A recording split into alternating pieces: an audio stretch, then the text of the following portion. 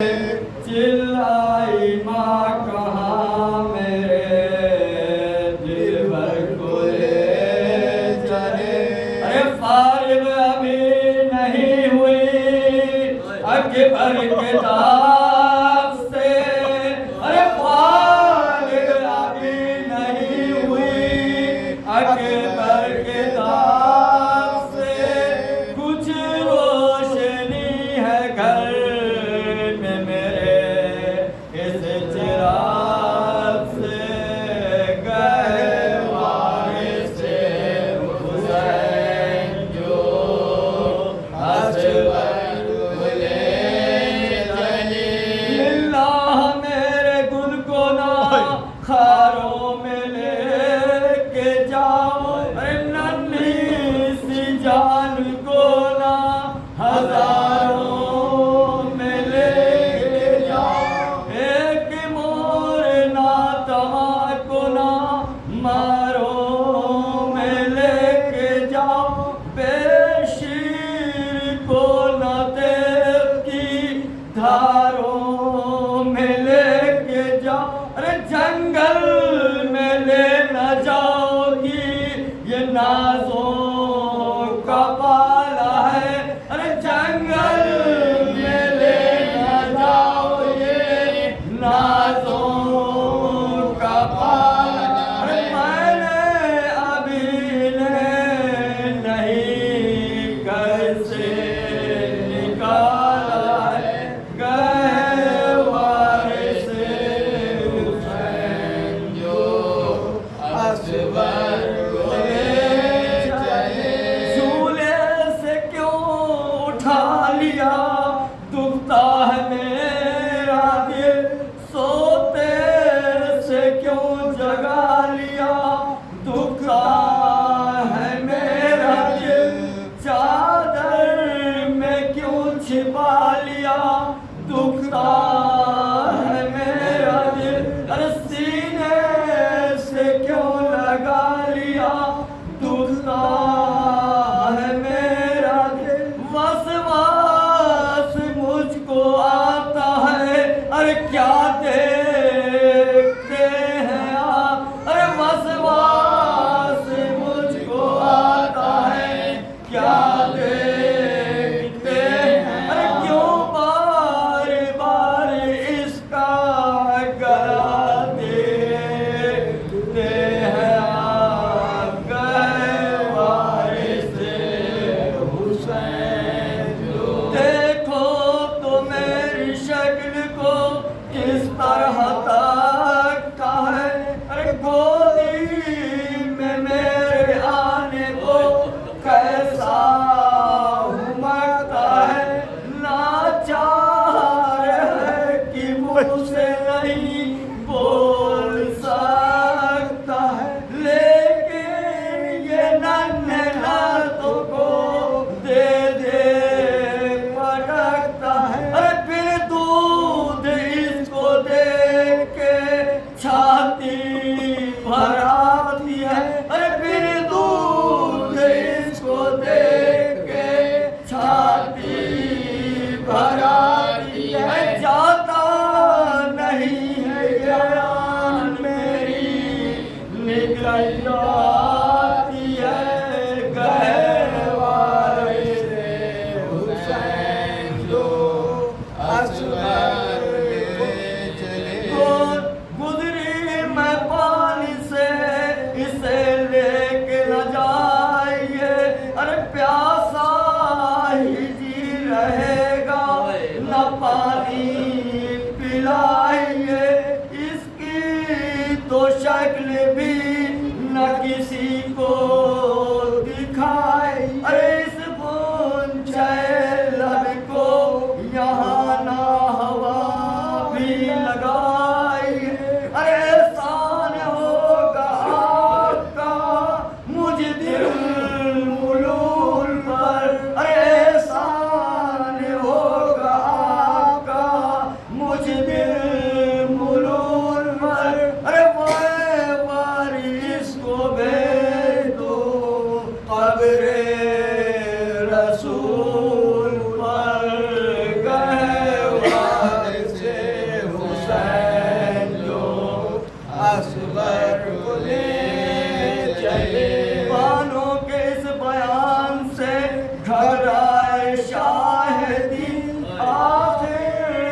غریب فوج کے لے آئے شاہدی، بچے کو رکھ کے ہاتھوں پہ چلائے شاہدی، یارو سمجھ لو جو تمہیں سمجھائے شاہدی، ارے کچھ تو خیال چاہیے ننھی سی جان کا، ارے کچھ تو خیال چاہیے ننھی سی جان کا،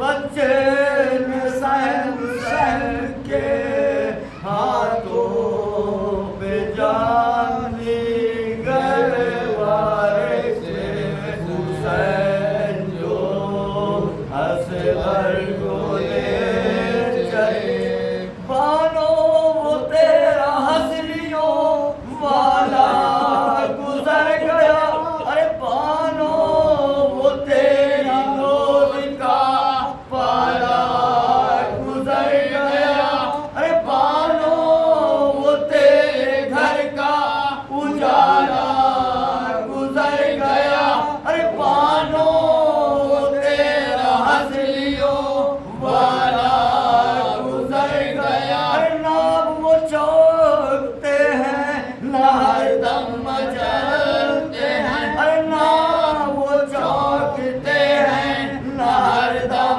مچلتے، فردوس میں وہ حوروں کی گودی میں پلتے ہیں، گئے وارث حسین جو اصغر کو لے، چلائی بانو ہائے میرے نامراد ہائے، ارے کن جنگلوں میں بانو تجھے ڈھونڈنے کو جائے، ارے تم گھٹنیوں بھی گھر میں ہمارے نہ چلنے پائے، خیمے سے جا کے شکل نما کو دکھانے آئے، ارے مجھ سے بچھڑ کے پیاس کے مارے چلے گئے، ارے مجھ سے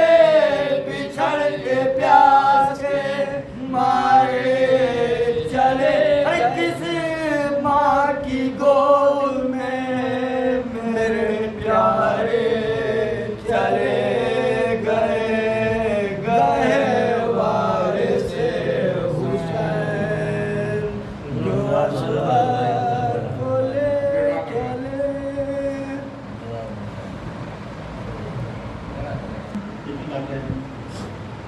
دشت وغا میں نور خدا کا ظہور ہے، کہ دشت وغا میں نور خدا کا ظہور ہے، ذروں میں روشنی تجلی یہ دور ہے، ایک آفتاب رخ کی ضیا دور دور ہے، ایک آفتاب رخ کی ضیا دور دور ہے، اور کوسوں زمین عکس سے دریا نور ہے، کوسوں زمین عکس سے دریا نور ہے، او اللہ رے حسن طبقہ عنبر سرشت کا، چھٹے متر پہ غور کریں، اللہ رے حسن طبقہ عنبر سرشت کا، اور میدان کربلا ہے نمونہ بہشت کا،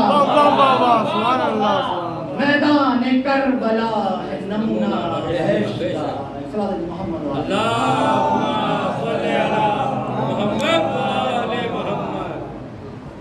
دو شعر ہیں مولا عباس کے حوالے سے، شراب علی حضرت کے حوالے سے، مدد کے واسطے پہنچا جئی ہے،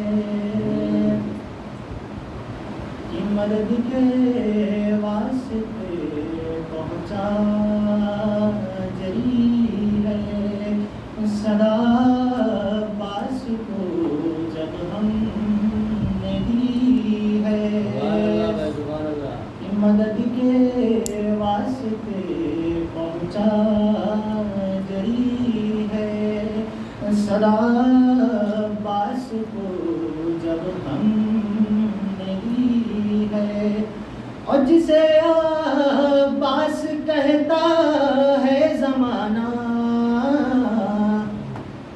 جسے عباس کہتا ہے زمانہ، لب زینب کی وہ نادے علی ہے، لب زینب کی وہ نادے علی ہے۔ اور شداد عریضہ کے حوالے سے کیا کہیں گے؟ یہ رن میں آیا جو ننھا جری ہے،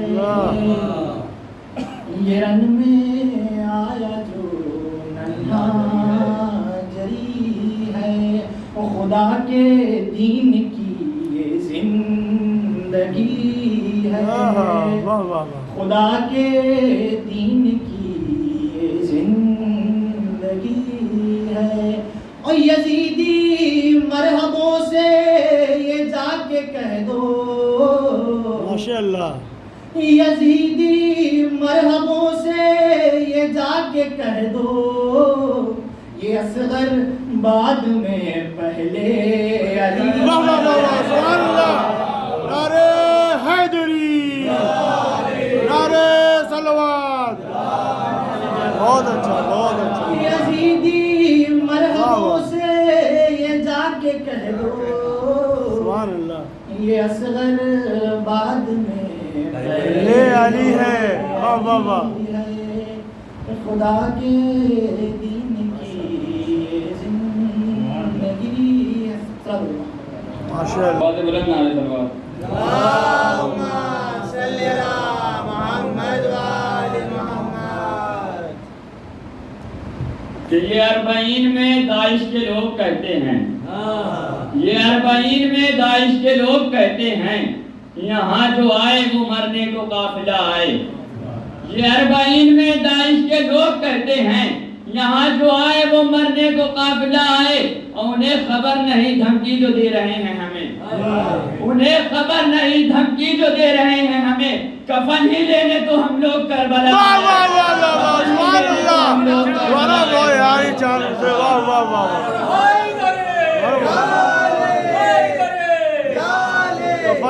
اربعین میں داعش کے لوگ کہتے ہیں، یہاں جو آئے وہ مرنے کو قافلہ آئے، اور انہیں خبر نہیں دھمکی جو دے رہے ہیں ہمیں، کفن ہی لینے تو ہم لوگ کربلا آئے۔ ناٹھوال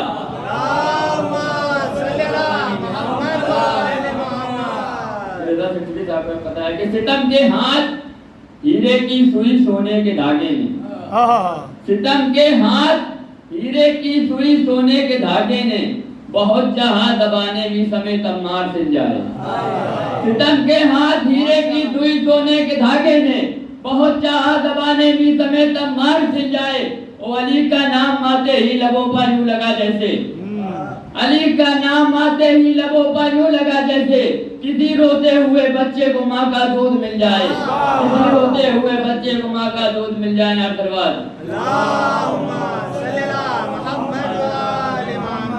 مولا سجاد علیہ السلام کی شان میں سلام ہے۔ نعرہ تلوار بہت ہے۔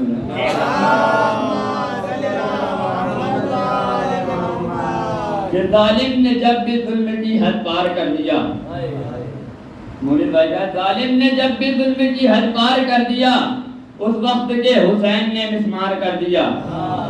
ظالم نے جب بھی ظلم کی حد پار کر دیا، اس وقت کے حسین نے مسمار کر دیا۔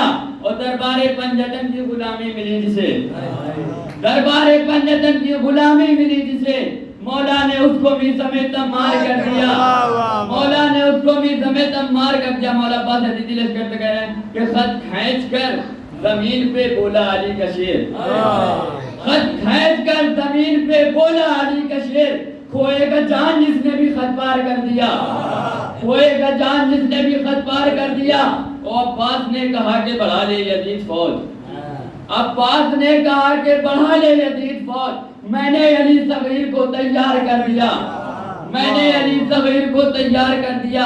اور ظالم کے گھر میں جا کے ہی خطبے سنا، ظالم کے گھر میں جا کے ہی خطبے سنا، سجاد نے یزید کو بیمار کر دیا، سجاد نے یزید کو بیمار کر دیا. مقصد کا شعر ہے کہ ٹوٹا ہر ایک لفظ تھا مونس تیرا مگر, ٹوٹا ہر ایک لفظ تھا مونس تیرا مگر, ترتیب دے کے مولا نے اشعار کر دیا, ترتیب دے کے مولا نے اشعار کر دینا. کہ کوئی حیدر سے نہیں صاحب کردار بلند, کوئی حیدر سے نہیں صاحب کردار بلند کہ جس کو ہاتھوں پہ کرے خود احمد مختار بلند. کوئی حیدر سے نہیں صاحب کردار بلند کہ جس کو ہاتھوں پہ کرے خود احمد مختار بلند. اس لیے آج بھی جہاں میں ہے غم شبیر کا معیار بلند, کیونکہ باطل سے ہمیشہ راہدار بلند. واہ واہ واہ واہ. کیونکہ باطل سے ہمیشہ راہدار بلند, اور علم کے شہر میں جائیں گے درے مولا سے, کوئی کتنی بھی کرے جہل کی دیوار بلند, کتنی بھی کرے جہل کی دیوار بلند. ایک سلوات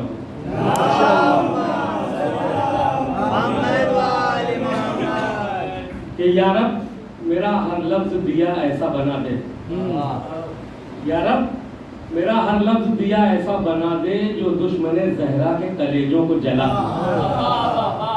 یا رب میرا ہر لفظ دیا ایسا بنا دے جو دشمن زہرا کے کلیجوں کو جلا دے, اور وہ لعنتی ہیں جس سے زہرا ہوئی ناراض, چاہے زمانہ انہیں رضی اللہ, چاہے زمانہ انہیں رضی اللہ بنا دے. ایک سلوات ہوتا کہ ذکر علی عبادت پروردگار ہے, ذکر علی عبادت پروردگار ہے, اور یہ ہے قول نبی پھر بھی دماغوں کا بار ہے. کہ ذکر علی عبادت پروردگار ہے, اور یہ ہے قول نبی پھر بھی دماغوں پہ بار ہے, اور جس کے بھی دل میں بغض علی کا غبار ہے, سچ مانیے یزید کا وہ رشتہ دار, سچ مانیے یزید کا.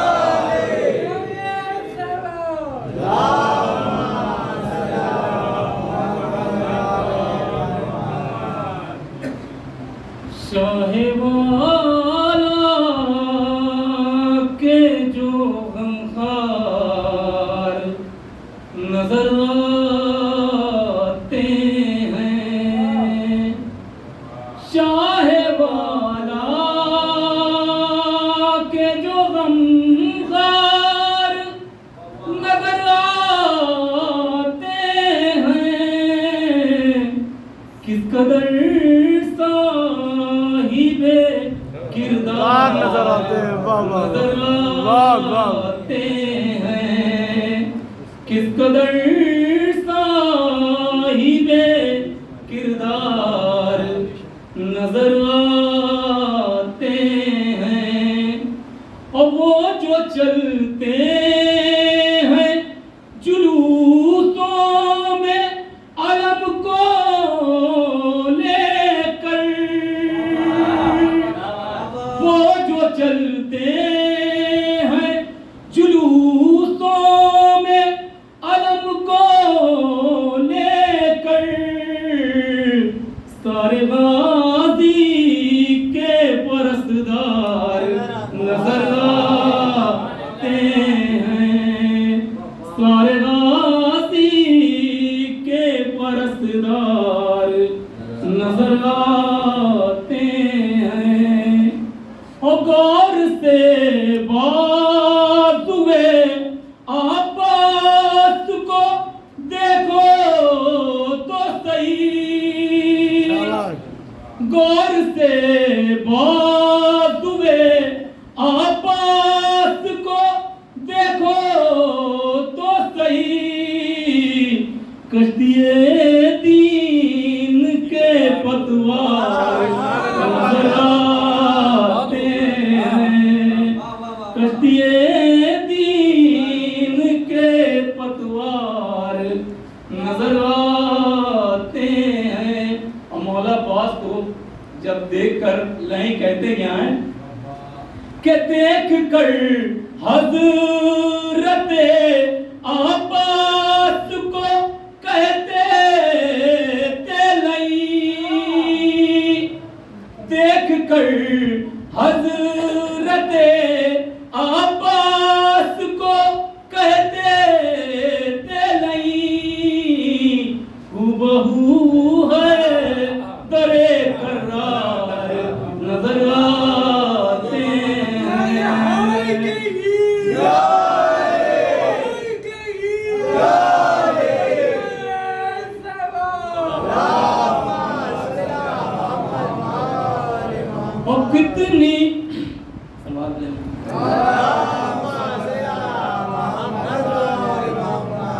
کتنے بے نور ہوا کرتے ہیں ان کے چہرے، کتنے بے نور ہوا کرتے ہیں ان کے چہرے، بغض حیدر میں جو بیمار نظر آتے ہیں، شاہ والا کے جو غمخوار نظر آتے ہیں، اور کتنے مقبول ہوئی فاطمہ طہرا کی دعا، کتنی مقبول ہوئی فاطمہ زہرا کی دعا، ہر جگہ شاہ کے عزادار نظر آتے ہیں، شاہ والا کے جو غمخوار نظر آتے ہیں، صلوات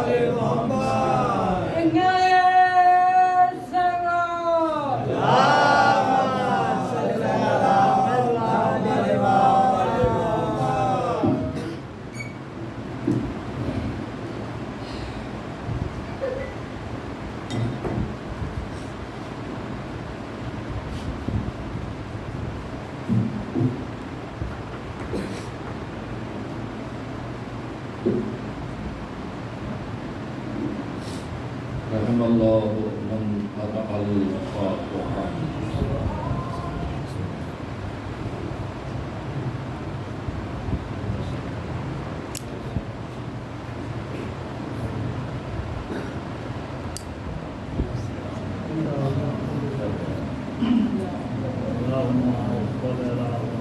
أعوذ بالله من الشيطان اللعين الرجيم. بسم الله الرحمن الرحيم. الحمد لله رب العالمين والعاقبة للمتقين والجنة للمؤمنين والنار للملحدين والكافرين والمشركين والمنافقين، والصلاة والسلام على سيد الأنبياء والمرسلين سيدنا ونبينا وشفيعنا أبي القاسم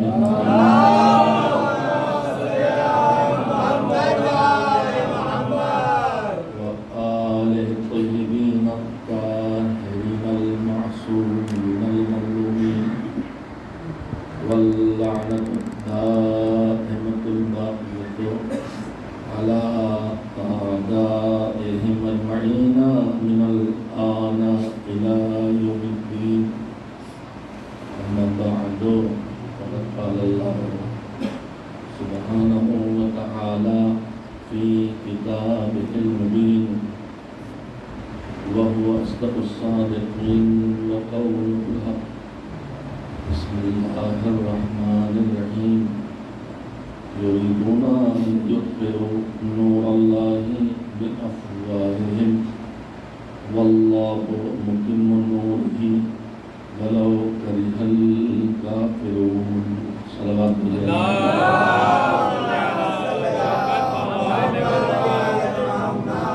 اگر یہ اور آگے تشریف لائیں یہ فاصلہ ختم ہو تو اچھا لگے.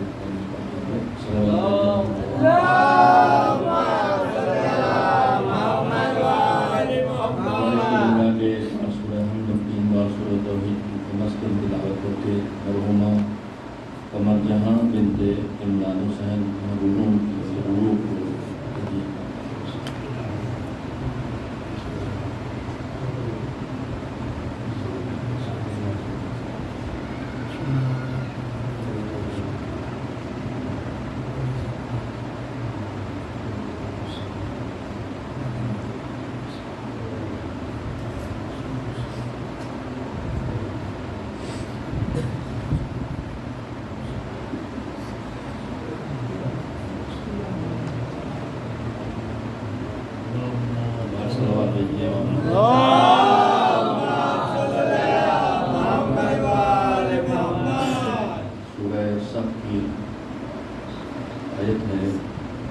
8ویں آیت، اس کی تلاوت کل شب میں نے کی تھی اور آج شب بھی اسی سلسلے کو شروع کیا تھا.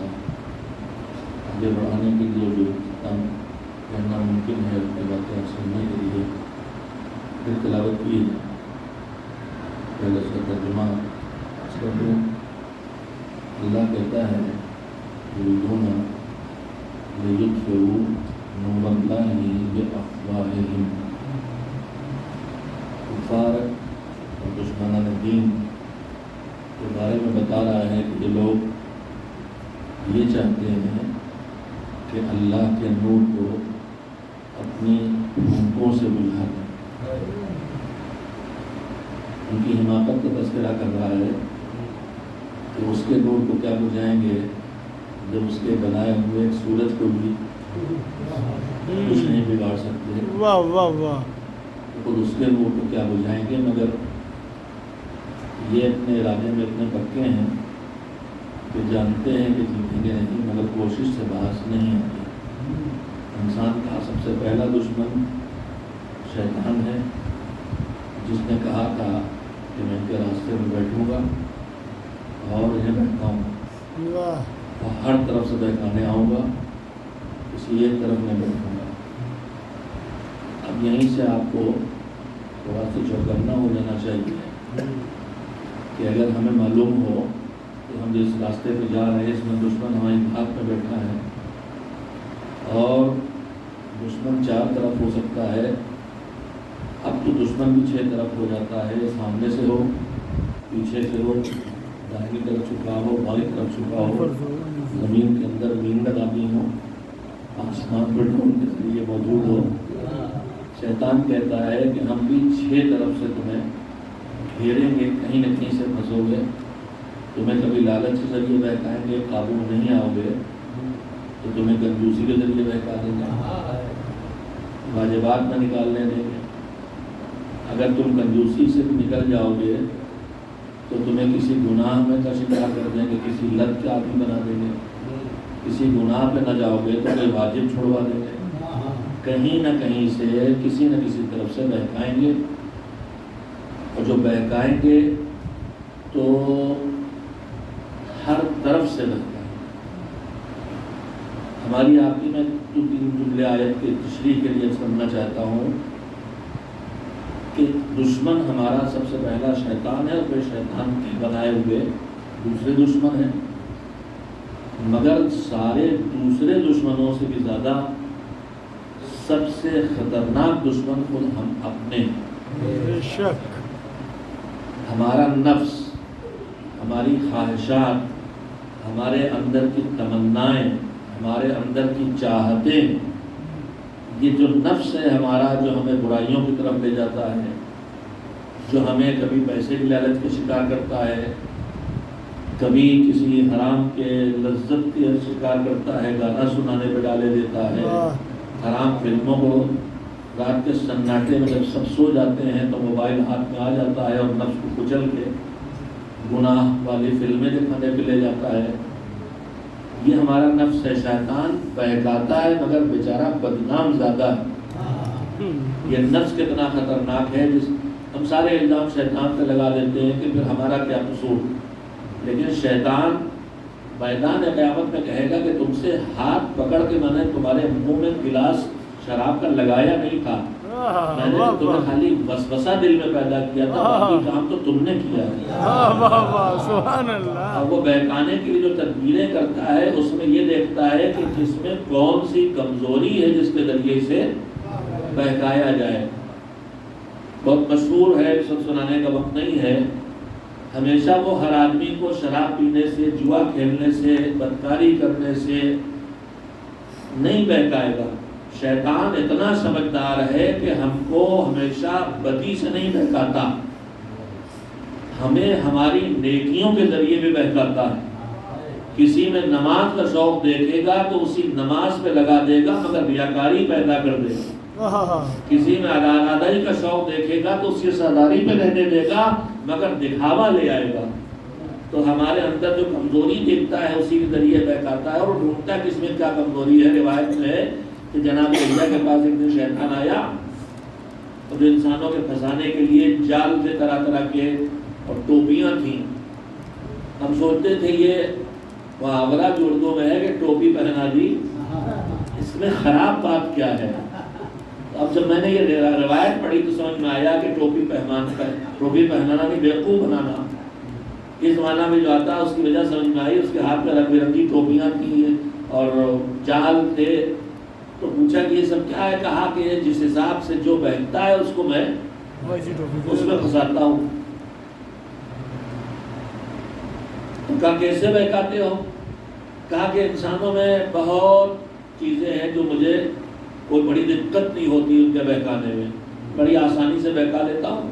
خالی دیکھتا ہوں کہ ان میں کون سی چیز ہے جس کی ان کو زیادہ پسند ہے، لالچ ہے.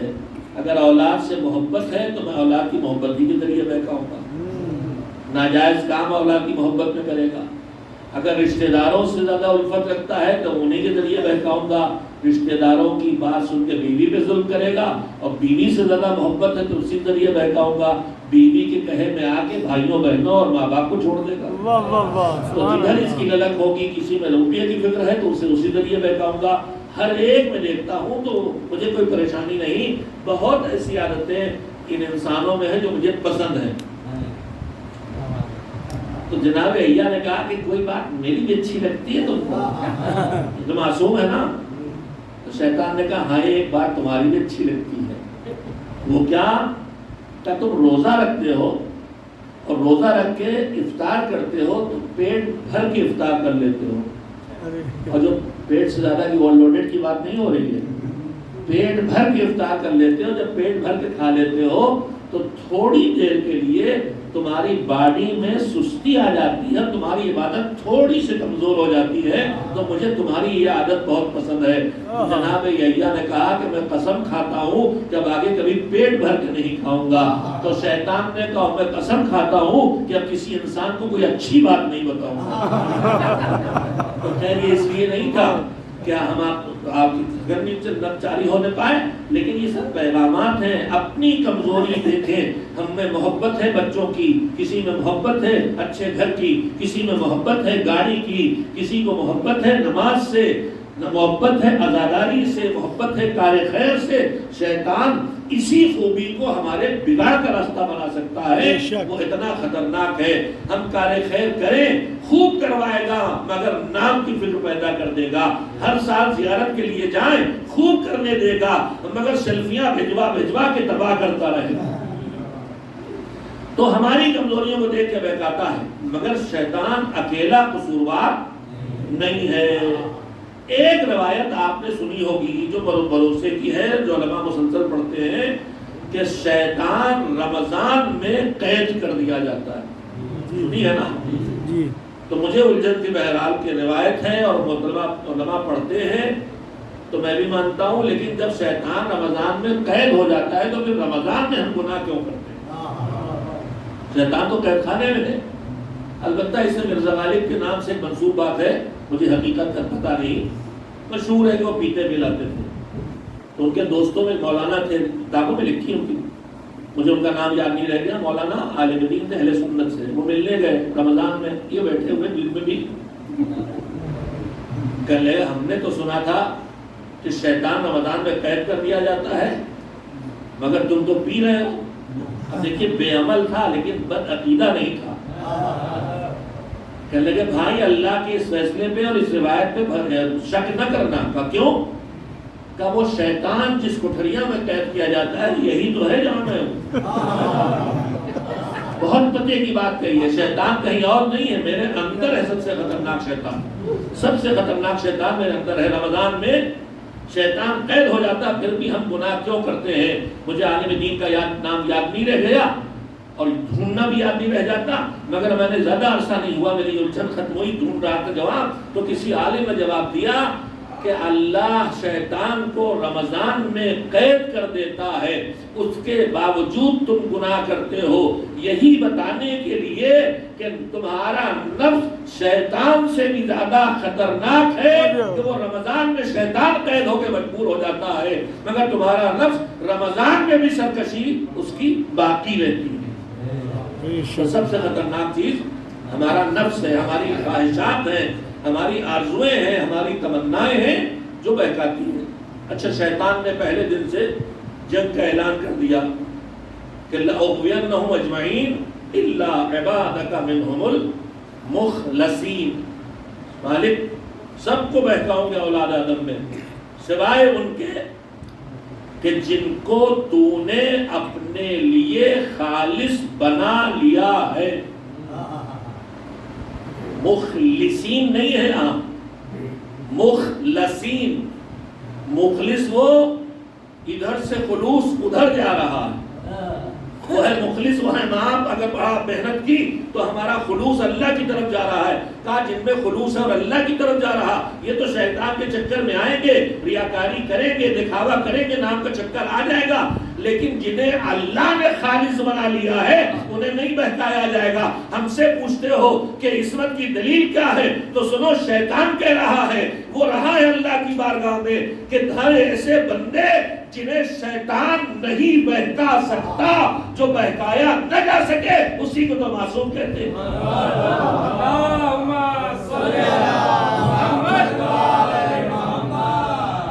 وہ شیطان ہے، وہ لگا ہے، ہم کو اپنے نفس بھی چوکنا رہنا ہے۔ دو دشمن ہمارے پیچھے ہیں، ایک ہمارا نفس ہے اور ایک شیطان، اور شیطان کے چیلے ہیں، اس کی بہت بڑی فوج ہے، شاگرد ہیں، ہر کام خود نہیں کرتا ہے، بہت بڑا افسر ہے، چھوٹوں ہی سے کام لیتا ہے۔ ہمارے آپ اس نے کہہ رکھا ہے ان کا تو کوئی مسئلہ ہی نہیں، تو میرے پیچھے پیچھے دوڑے آتے ہیں۔ تھوڑی بہت اس کو محنت کچھ اللہ کے بہت ہی پرہیزگار اور متقی بندوں میں کرنا پڑتی ہے۔ جانتا تھا کہ آپ تیرے خالص بندوں کو نہیں بہکا سکوں گا، مگر پکا میں چاہتا ہوں ہوشیار ہونا، پکا اتنا ہے کہ اللہ کے معصوم بندوں کو بھی بہکانے آتا ہے۔ جناب ابراہیم کو جب حکم ہوا اپنے بیٹے کو ذبح کرو، تو جناب ابراہیم نے خواب دیکھا، ایک دن، دو دن، تین دن، اور آخر اطمینان ہو گیا کہ حکم خدا ہے۔ جناب اسماعیل سے بتایا، انہوں نے کہا ٹھیک ہے، حکم خدا ہے تو آپ عمل کریں، اور انشاءاللہ آپ مجھے صبر کرنے والوں میں پائیں گے۔ میں حکم خدا کی خلاف ورزی نہیں کروں گا، جو حکم ہے اس پہ عمل ہوگا، چاہے مجھے جان بھی دینا پڑ جائے۔ جناب ابراہیم چھری اور رسی اور آنکھوں پہ اپنے باندھنے کی پٹی سب لے کے چلے۔ ذبح کرنا ہے تو خالی چھری لے کے جاتے ہیں۔ مزاج پہچانے، اپنے حالیوں کو پہچانے، یہ معصوم ہے، ان سے غلطی ہونے والی نہیں ہے، انہیں حکم ملا ہے تو ذبح کر دیں گے، تو ذبح کرنے کے لیے خالی چھری کافی ہے۔ پھر رسی کیوں، پھر پٹی کیوں؟ کہ رسی سے اسماعیل کے ہاتھ پیر باندھوں گا، پٹی اپنے آنکھوں پہ باندھوں گا۔ کیوں میرے نبی؟ کہ اس لیے کہ اگر ہاتھ پیر نہ باندھوں اور تڑپے تو کہیں بیٹے کی کا تڑپنا میرے دل میں نرمی نہ پیدا کر دے اور میں چھری روک نہ دوں۔ میں نے کہا پٹی کیوں؟ کہ آنکھیں کھلی ہوں گی، کٹتا ہوا گلا شاید مجھ سے نہ دیکھا جائے تو حکم خدا سے رک جاؤں گا، اس لیے آنکھوں پہ پٹی باندھوں گا تاکہ حکم میرے رحم دلی حکم خدا میں رکاوٹ نہ بنے، اور ہاتھ پیر باندھوں گا تاکہ بیٹے کا تڑپنا میرے لیے حکم خدا میں رکاوٹ نہ بنے۔ یہ سیرت اس ابراہیمی، ملت ابراہیم پہ ہم ہیں، ہم سے ملت ابراہیم سے سیرت ابراہیمی کہہ رہی ہے کہ جب نیکی کرنے چلو تو خالی نیکی کرنے کا انتظام جب کرنے چلو تو پہلے کھڑے ہو کے یہ دیکھو کہ اس نیکی کی راہ میں رکاوٹیں کیا بننے والی ہیں، پہلے ان رکاوٹوں کا انتظام کر لو، تب نیکی کے لیے کھڑے ہو تو پھر تمہاری نیکی پایہ تکمیل تک پہنچے گی۔ لے کے چلے، یہ تو بہکانا جانتا ہی نہیں بہکیں گے، مگر آ گیا، کہاں لے جا رہے؟ کا ذبح کرنے۔ کیوں؟ کہ خواب حکم خدا ہوا، کہ کہاں؟ کا خواب دیکھا ہے، کا خواب ہی تو دیکھا ہے، غلط فیصلہ کر رہے ہیں آپ۔ جناب ابراہیم نے کہا دور ہو جائے یہاں سے، تو شیطان ہے۔ کیسے پہچانا؟ کہ یہ نبی خدا کے ذہن پہ الزام لگا رہا ہے، نبی خدا کے ذہن کو مشکوک بنا رہا ہے یہ شیطان۔ جناب اسماعیل کے پاس ہے، کہاں جا رہے؟ کہا ذبح ہونے۔ کیوں؟ کا حکم خدا ہے۔ کہاں؟ کیسے ملا؟ کا بابا نے خواب دیکھا، ارے تمہارے بابا بوڑھے ہو گئے ہیں، ان کے دماغ پہ بھروسہ نہ کرو، کہا یہاں سے تو شیطان ہے۔ کیسے پہچانا؟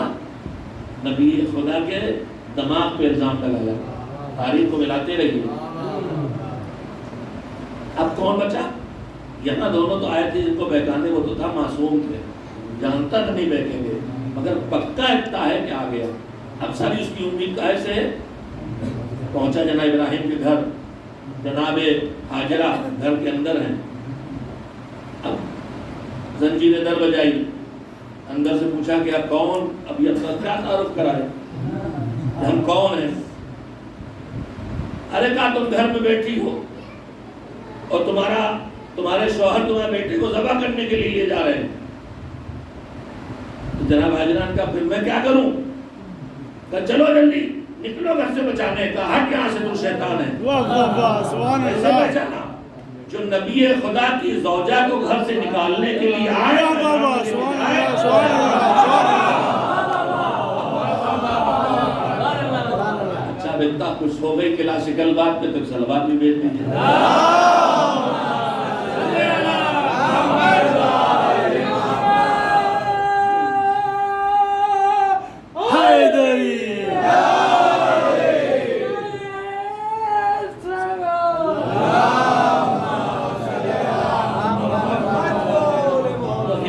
کتنا ہے کہ جانتا ہے کہ نہیں مہکیں گے، مگر پھر بھی جاتا ہے۔ اب ایک جہاں تک تاریخ آ گئی ہے تو ایک نہایت قیمتی بات عرض کروں۔ شیطان نکلا بہکانے ابراہیم کو نہیں بہکے، شیطان نکلا اسماعیل کو بہکانے نہیں بہکے، اسے پتا یہ معصوم ہے، پھر بھی لگا ہے۔ میں بار بار یہ بات اس لیے کہہ رہا ہوں کہ جب وہ معصومین کے لیے جنہیں جانتا ہے کہ بہکائے میں نہیں آئیں گے، اس کے بعد بھی ان کے بہکانے کی کوشش کرتا اور تھکتا نہیں ہے، تو پھر ہمارے آپ کے لیے کتنا خطرناک معاملہ ہے۔ ہم کو چوکنا رہنے کی ضرورت ہے ہر وقت۔ ہم اس راستے پہ چل رہے ہیں جس پہ دشمن کدھر سے چھپ کے وار کر رہا ہمیں پتا نہیں۔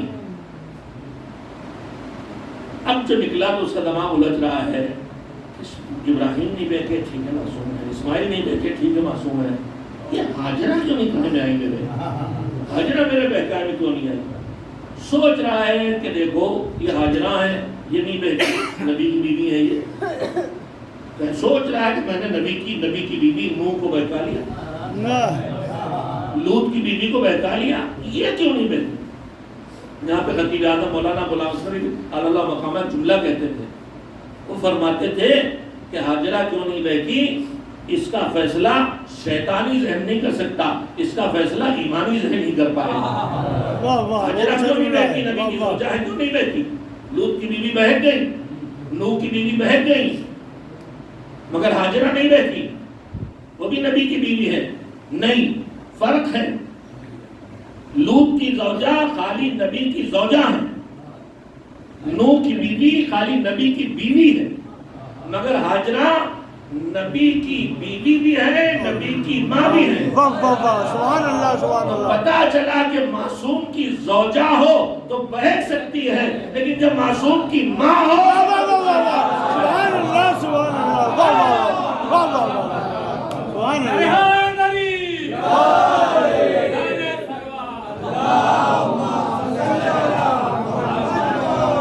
اور پھر مجھے اگلا جملہ کہنے دیجئے کہ جب ایک معصوم کی ماں حاجرہ شیطان کے بہکائے نہ بہکے، تو جو 12 معصوموں کی ماں فاطمہ بنت اسد ہے، اس کی عظمت کا اندازہ کیسے لگائیں؟ سبحان اللہ سبحان اللہ۔ ایک صلوات مل جو کے دیجئے۔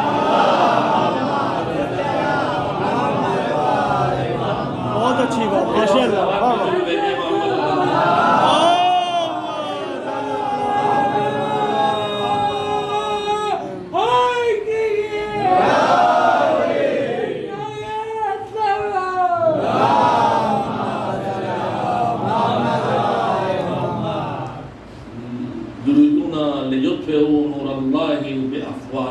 ہر وقت یہ دشمنان دین جو شیطان ہے، شیطان کے چیلے ہیں، چاہے انسانوں میں ہوں چاہے جنوں میں ہوں، یہ دونوں کے دونوں ہر وقت اس چکر میں لگے رہتے ہیں کہ نور خدا کو اپنی اونکوں سے، یعنی دشمنوں کی کوشش کو اللہ اونکوں سے چراغ بجھانے کو کہہ رہا ہے۔ ان کی کوشش تو اتنی ہمت ہے اسی نگاہ میں جیسے پھونکوں سے چراغ بجھایا جاتا ہے۔ کسی شاعر نے کہہ دیا پہلے ہی کہ پھونکوں سے یہ چراغ وہ چراغ، جملہ کہوں ہوٹوں سے، وہ چراغ، یہ چراغ بجھایا نہ جائے گا۔ یہ کون سی روشنی ہے؟ دنیا میں روشنی کرنے کے لیے چراغ جلائے جاتے ہیں، مگر کربلا والوں کے پاس وہ روشنی نہیں ہے جو چراغ جلا کے ملی ہے۔ کربلا والوں کے پاس وہ روشنی ہے جو کربلا میں حسین نے چراغ بجھا کے، واہ واہ واہ واہ، سبحان اللہ سبحان اللہ۔ چراغ جلتا ہے تو محدود روشنی ہوتی ہے، اور دھیرے دھیرے چراغ کی لمٹ گھٹتی ہے، روشنی گھٹتی ہے، دائرہ گھٹتا ہے اور بجھ جاتا ہے۔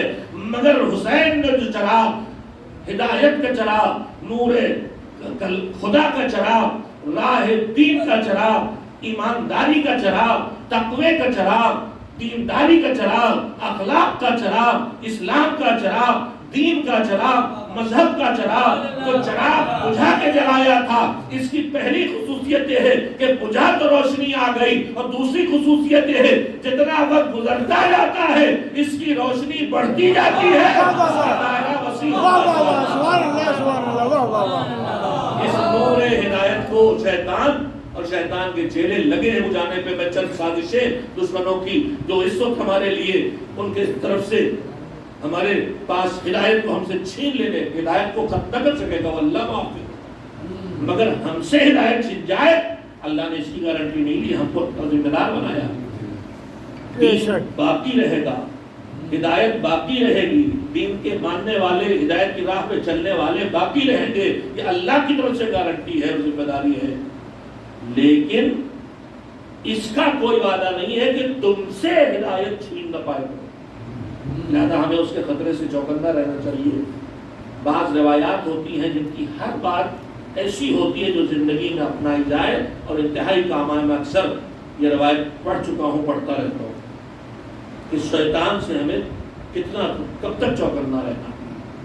روایت کہتی ہے کہ جناب عیسیٰ علیہ السلام، جناب عیسیٰ کا طریقہ تبلیغ یہ تھا کہ وہ کسی ایک جگہ بیٹھ کے لوگوں کی ہدایت نہیں کرتے تھے، وہ کریا کریا گاؤں گاؤں لوگوں کے درمیان جاتے تھے، جا کے انہیں ہدایت سکھاتے تھے، دین سکھاتے تھے، اچھی باتیں بتاتے تھے۔ ان کے ساتھ ان کے کچھ وہ چاہنے والے اصحاب ہوتے تھے جو ان پہ واقعی ایمان رکھتے تھے، جو حواریون کہلاتے ہیں، ان کے ساتھی جو با ایمان تھے۔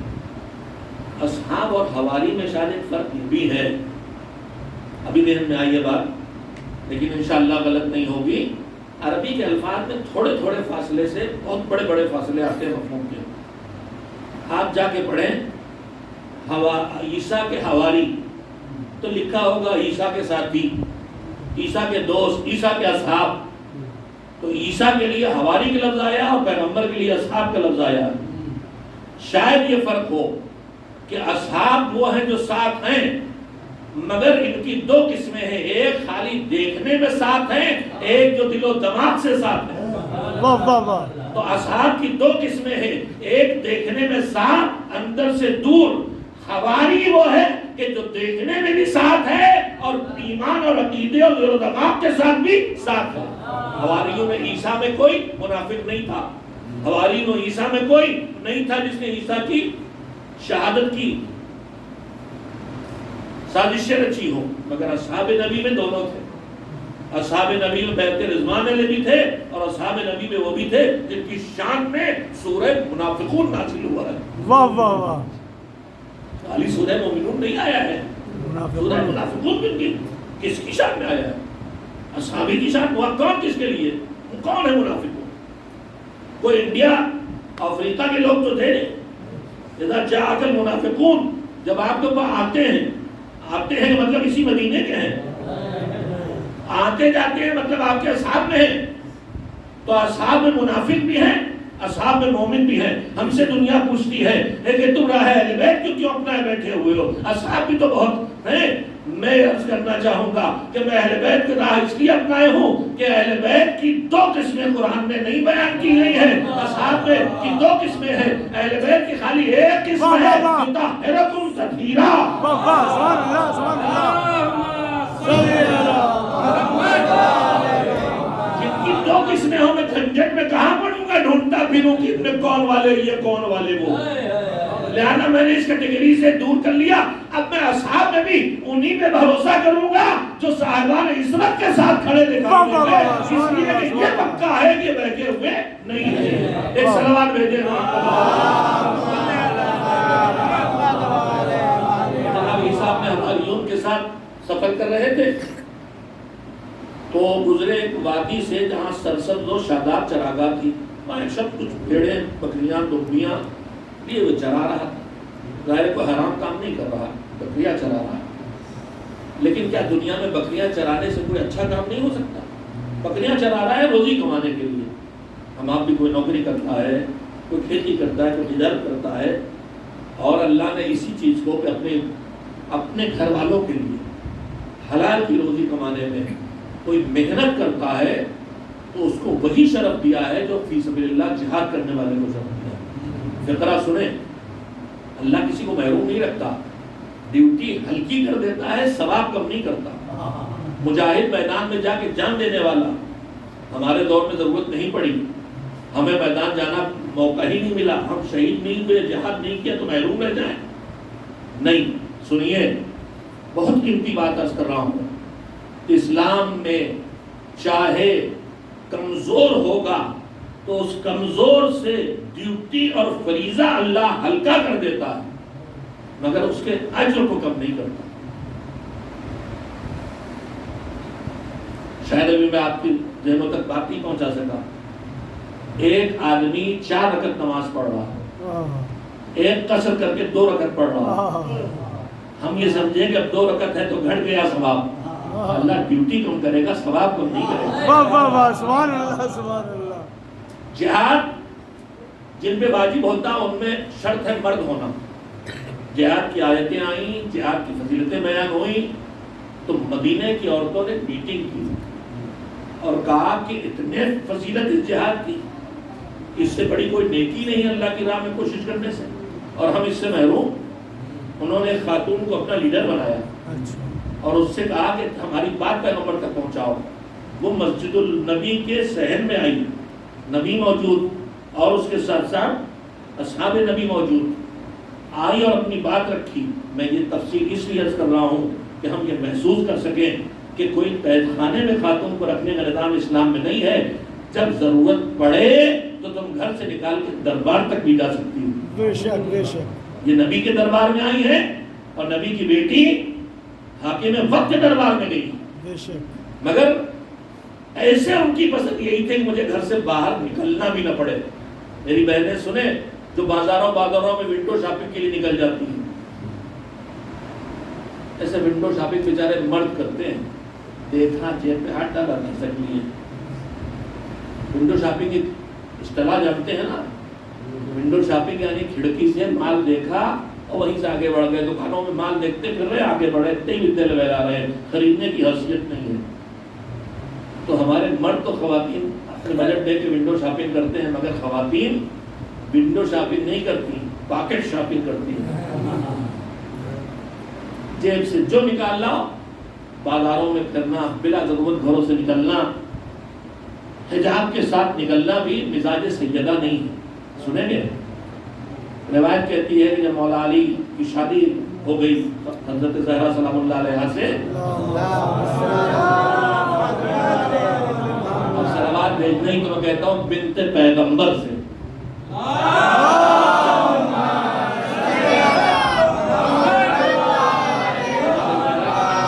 آپ کہتے ہیں صلوات اللہ وسلامہ علیہ السلام۔ صلوات اللہ نے ذکر نبی سے خاص کر دی، جب نبی کا نام آئے اور لقب آئے تو اس وقت ہے۔ اور کوئی خبیث النفس یہ نہ کہے کہ اہل بیت کو ہٹا لیا، میں کون ہو تو ہٹانے لگانے والا۔ اللہ نے صلوات کو فضیلت بنایا، خاص کیا کہ نام آئے گا نبی کا تو بھیجو، لیکن جب ذکر نبی ہوگا، جب صلوات ہوگی تو صلوات ہو ہی نہیں سکتی جب تک ذکر اہل بیت نہ ہو۔ پیغمبر نے کہا میرے اوپر دمکٹی صلوات نہ بھیجنا، ایک مکمل صلوات بھیجے محمد و آل محمد علیہ وسلم۔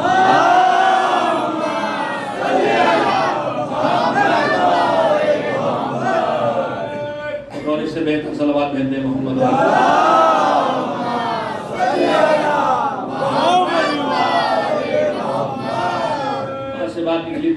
ضرورت محسوس ہوتا ہے میں وہ بات آپ سے کہہ دیتا ہوں.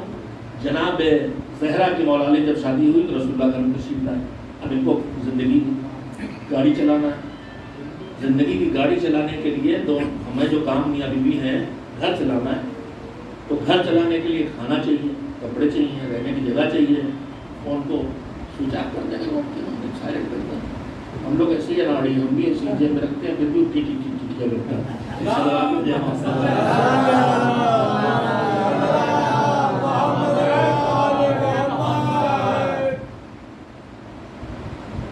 گھر کے کتنے کام ہیں آدمی کی میاں بیوی شادی ہو جائے گھر چلانا ہو, اگر اکیلے بھی رہے, چلیے چھوڑیے ابھی شادی کی بات, پڑھنے گئے ہیں تو پڑھنے گئے تو کھانا کھائیں گے نہیں, اکیلے رہتے ہیں کھائیں گے تو پکانا ہے کہ نہیں, گھر میں چادر گندی ہو گئی تو بدلنا ہے کہ نہیں, برتن گندے پڑے ہیں تو دھونا ہے کہ نہیں.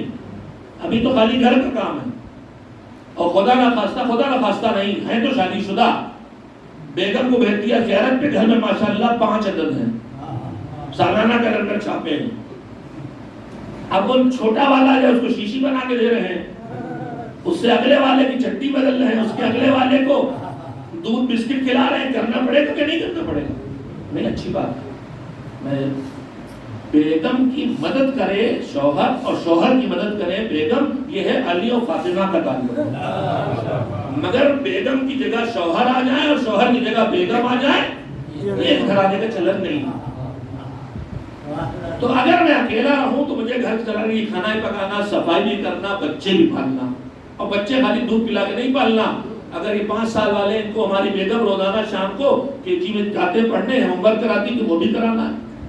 اگر اللہ ایک پنجتن 5 یاد کراتی تو وہ بھی کرانا ہے. تو سب کریں گے کہ نہیں کریں گے؟ ادھر یہ کریں گے. اور یہی بچے ہیں, انہیں کو کھانا کھلانا ہے تو اگلے دن صبح جاب پہ بھی جانا ہے.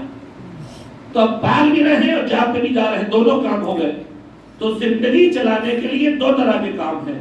کچھ ہیں گھر کے باہر کے کام اور کچھ ہیں گھر کے اندر کے کام. نہ یہ اس سے ہلکے نہ وہ اس سے ہلکے. گھر کے اندر کے کام کو بہت ہلکا سمجھا جاتا. سچ بتاؤں, گھر کے اندر کے کام گھر کے باہر کے کام سے کئی گنا مشکل ہے. آپ باہر کی نوکری کرتے ہیں, ہم آپ سب رات کماتے روزی کماتے ہیں, کبھی جب چاہے تب چھٹی لے لیتے ہیں. مگر اس خاتون نے کھانا کو صبح ناشتہ بھی دینا, دوپہر میں کھانا بھی پکانا, رات کا کھانا. اس کی چھٹی ہفتے میں کتنی ہوتی ہے بتائیے؟ نہ لیجیے آپ, ہلکے میں نہ لیجیے, وہ اکڑے نا. اور آپ روزی کما کے لا رہے ہیں تو آپ بے گڑیے نہیں, کنجوسی نہ کیجیے. بہترین عورت اسلام کی نگاہ میں وہ ہے کہ جو کنجوس ہو, اور بدترین مرد وہ ہے جو کنجوس ہو. الٹا ہے, الٹا ہو گیا آپ کے گھر میں, ہر گھر میں. میرا تجربہ ہے کہ آپ کے گھر میں الٹا نہیں, دونوں طرف سیدھا ہے. ایک سلوات میں دے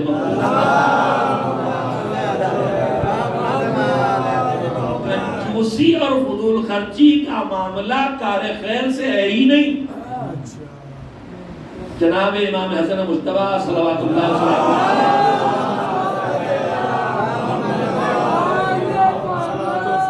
کنبہ بہت بڑا تھا. معاویہ کی طرف سے سبکی وجہ سے آمدنی ہر طرف سے گھٹی ہوئی تھی, مگر آپ کا ہاتھ بہت کھلا تھا. معلوم ہے دسترخوان حسن, خیرات ہی خیرات. معاویہ انتہائی مکار تھا. اس نے دیکھا کہ ہم امیر شام ہو کے, بیت المال کے مالک ہو کے خزانہ لٹاتے ہیں, لیکن وہ نہیں کر پاتے جو حسن کرتے ہیں. مولا کو بلایا ملنے کے لیے, بہت بڑی رقم اپنے حساب سے تھیلیاں پکڑا دی. مولا جب دربار سے نکلنے لگے, معاویہ کو بھی خادم تھا, امام کی چوٹیاں سیدھی کر دی. امام نے کہا سب رکھ لیں.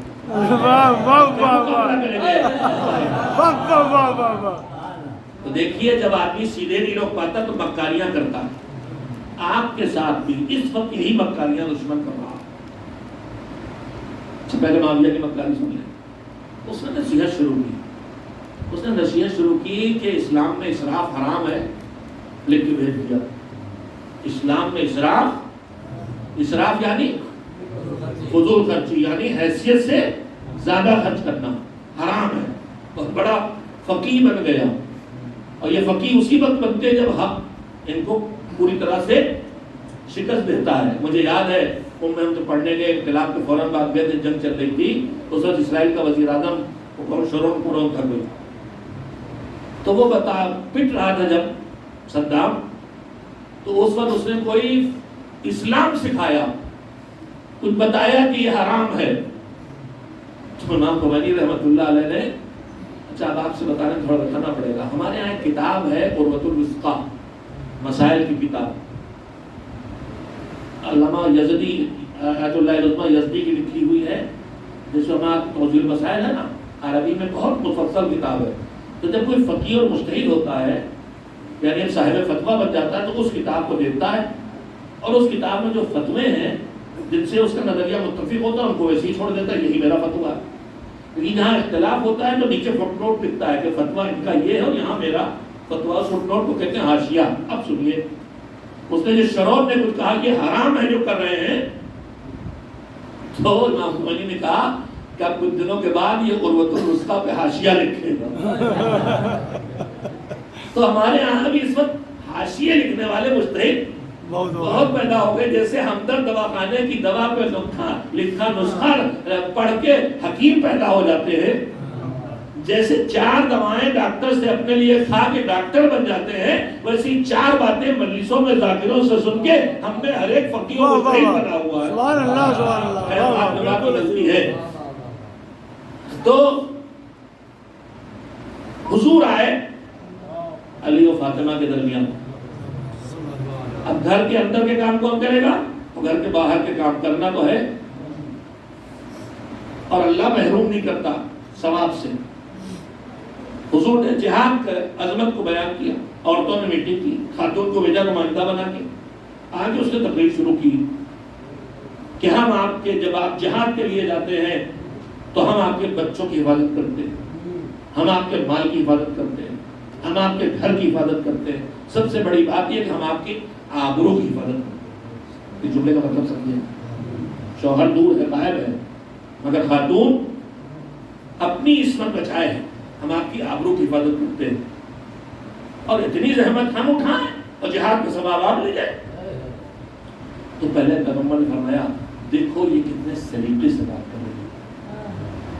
یعنی پیغمبر نے خاتون کے آنے پر اعتراض نہیں کیا، تمیز سے بات کرنے پر تعریف کی ہے. میں اپنی بہنوں سے ہی کہوں گا، آپ جو بات کہنا ہوا کرے اسے چنچنا کے بدزبانی سے نہ کہا کرے، سلیقے سے بات کہا کرے.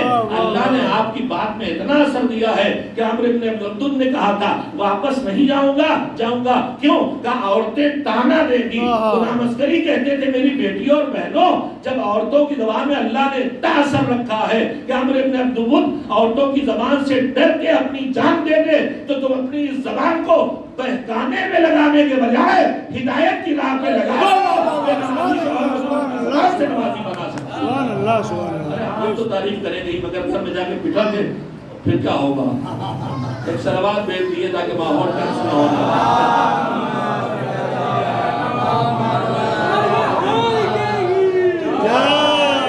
پیغمبر نے اس عورت کی بات مکمل ہو چکی تو حضور نے کہا کہ نہیں، تم کو اجر سے محروم نہیں کیا گیا. تو اس نے کہا پھر ہم تو جہاد پہ نہیں جائیں. اجر کیسے ملے گا؟ تمہیں جہاد کے لیے جانا نہیں. پھر کیا؟ فرمایا تمہارا جہاد اور ہے. کہا وہ کیا ہے؟ سنیں میری بہنیں، وہ تو ہر وقت میدان ہے جہاد میں. ہم تو میدان میں جائیں تلوار لے کے بندوق لے کے، جس کے حالات ہے ہی نہیں الحمدللہ کہ ہمیں ڈیفنس کے لیے اسلحہ اٹھانا پڑے. ہم تو محروم ہیں اس ثواب سے، مگر آپ محروم نہیں ہیں.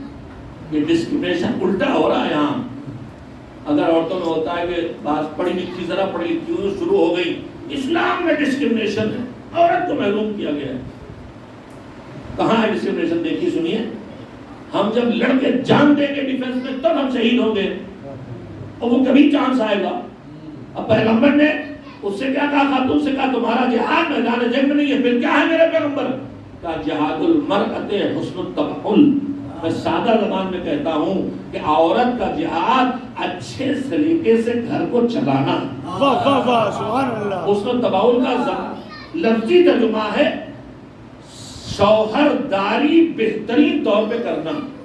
جیسے تیمارداری ہوتی ہے ویسی شوہرداری ہے بہترین طریقے سے کرنا. یعنی گھر اس طرح سے چلانا کہ ادھر کے رشتے جو باپ کے شوہر کے ہیں وہ بھی برقرار رہیں اور ادھر کے رشتے جو ماں کے ہیں زوجہ کے ہیں وہ بھی برقرار رہیں. ان رشتوں کو توڑنا نہیں ہے, انہیں جوڑ کو بیلنس کر کے گھر کو چلانا ہے. یہ ہے جہاد, اور واقعی جہاد ہے.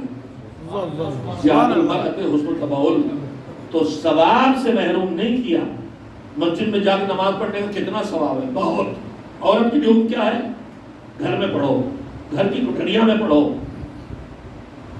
محروم کیا ثواب سے؟ نہیں. مسجد پہ جانے میں مقصدے پیدا ہوں گے, نہیں جانے کی اجازت, لیکن محروم ثواب نہیں کیا. میں عمل کی ذمہ داری نہیں دی, ثواب سے محروم نہیں کیا. کہ عورت اگر اپنے گھر کے تنہائی کے کمرے میں نماز پڑھے تو اس کا یہی حجرے میں نماز پڑھنا مسجد میں نماز پڑھنے کا ثواب دینے والا. واہ واہ واہ سبحان اللہ.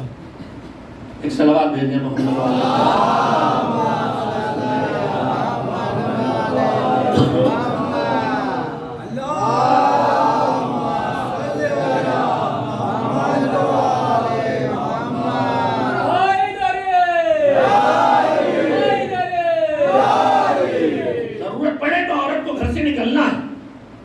لیکن بلا ضرورت شہزادی کا پسند کیا ہے؟ بنا ضرورت نہیں, بلکہ وہ ضرورت جسے ٹالا جا سکتا ہے اس کے لیے بھی شہزادی نکلنا نہیں چاہتی. جب پیغمبر آئے کہ تمہارے درمیان کام بانٹ دوں, کہاں بانٹ دیجیے. تو کہا کہ گھر کے باہر کا کام علی کریں گے, گھر کے اندر کا کام فاطمہ کرے گی. جناب زہرا سلام اللہ علیہا فرماتی ہیں کہ مجھے زندگی میں کبھی اتنی خوشی نہیں ملی جو مجھے اس وقت ملی کہ جب میرے بابا کام بانٹ رہے تھے تو میرے ذمے گھر کے باہر کے کام نہیں کیے, گھر کے اندر کے کام کیے. یعنی زہرا کی پسند ہے گھر کے اندر رہ کے جو کرنا ہے وہ عورت کو کرنا چاہیے.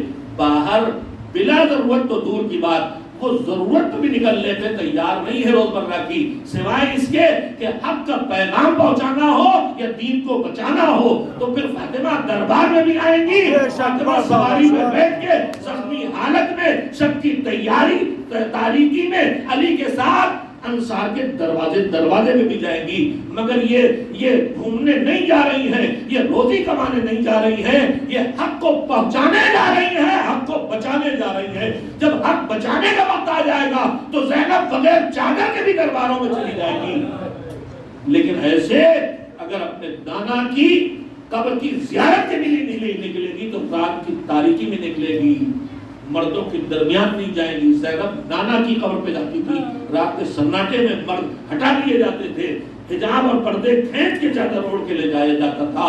میری بہنیں سوچیں کیا ان روزوں پر, ان مزاروں پر, ان قبروں پر جا کے مردوں کے درمیان گھس کے جلوسوں میں تلخ کلامی نہیں, حقیقت عرض کر رہا ہوں, ہم نہیں سوچتے ان چیزوں کو. اس طرح آنا جانا ان کو دھکا لگ رہا ہے, ان کا برقع کھنچ رہا ہے, اس کی نگاہیں رکی ہوئی ہیں, اس کا سینہ کھل گیا ہے. کیا اس سے ہمارے معصوم راضی ہیں؟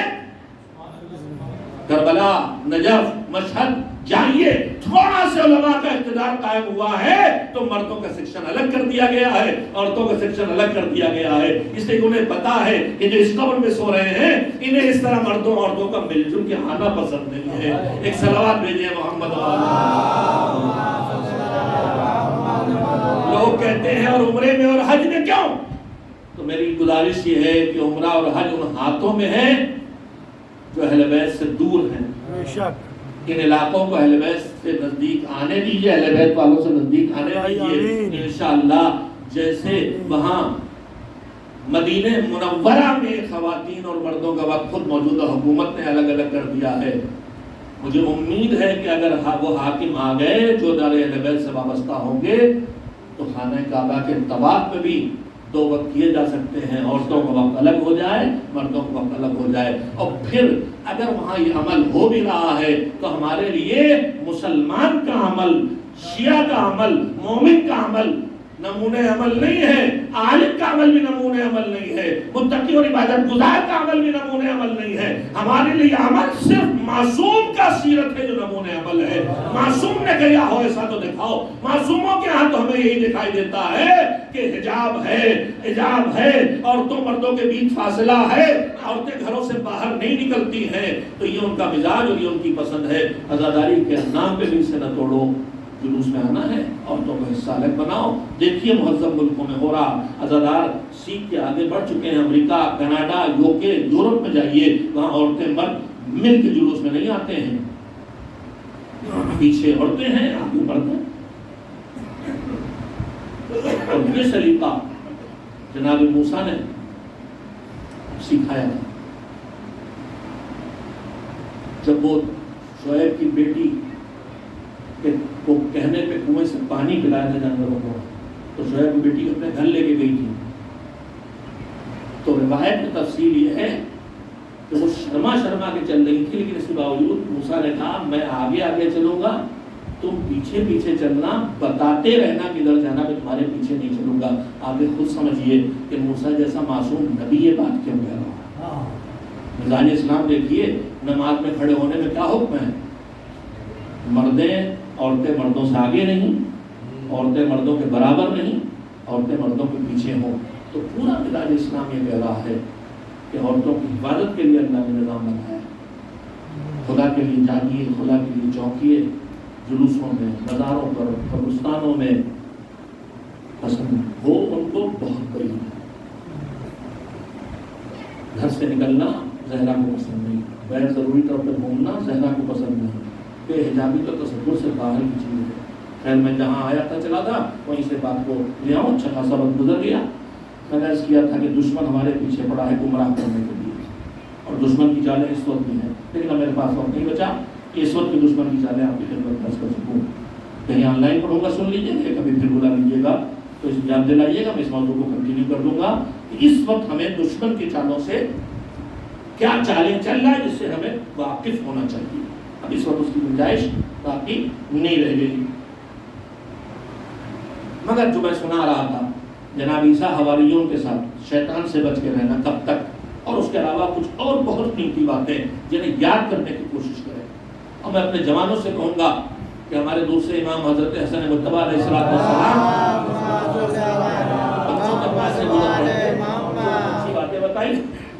اس کے بعد امام نے فرمایا کہ قید العلم بالکتابہ. اکثر لوگ کہتے ہیں کہ اچھی باتیں مریضوں پڑھی جاتی ہیں، اثر کیوں نہیں ہوتا؟ اس کی وجہ یہ ہے، آپ میری توجہ رکھیں، جو ہو رہا ہے اس کی وجہ یہ ہے، اچھی باتوں کا اثر نہ ہونے کی وجہ یہ ہے کہ وہ اچھی باتیں یاد نہیں رکھ پاتے، سن کے اٹھتے ہیں بھول جاتے ہیں. اس کو تو نہ بند کیجیے، پنکھے بند کر دیے،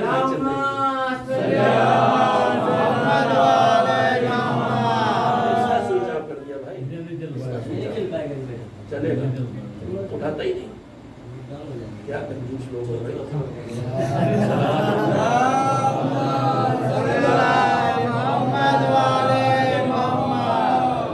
لوگ ماشاءاللہ بیٹھے، اتنا سے انورٹر نہیں لگا سکتے کہ یہاں پورا سب چلتا رہے، اے سی نہیں لگا سکتے.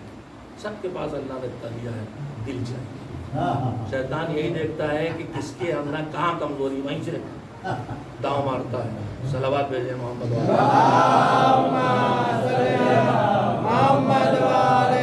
والے یہیں بیٹھے ہیں، مگر کہاں دن فری بانٹیں گے بیچارے، کاس پہ دے دیں گے. ایک صلوات بھیجیں محمد.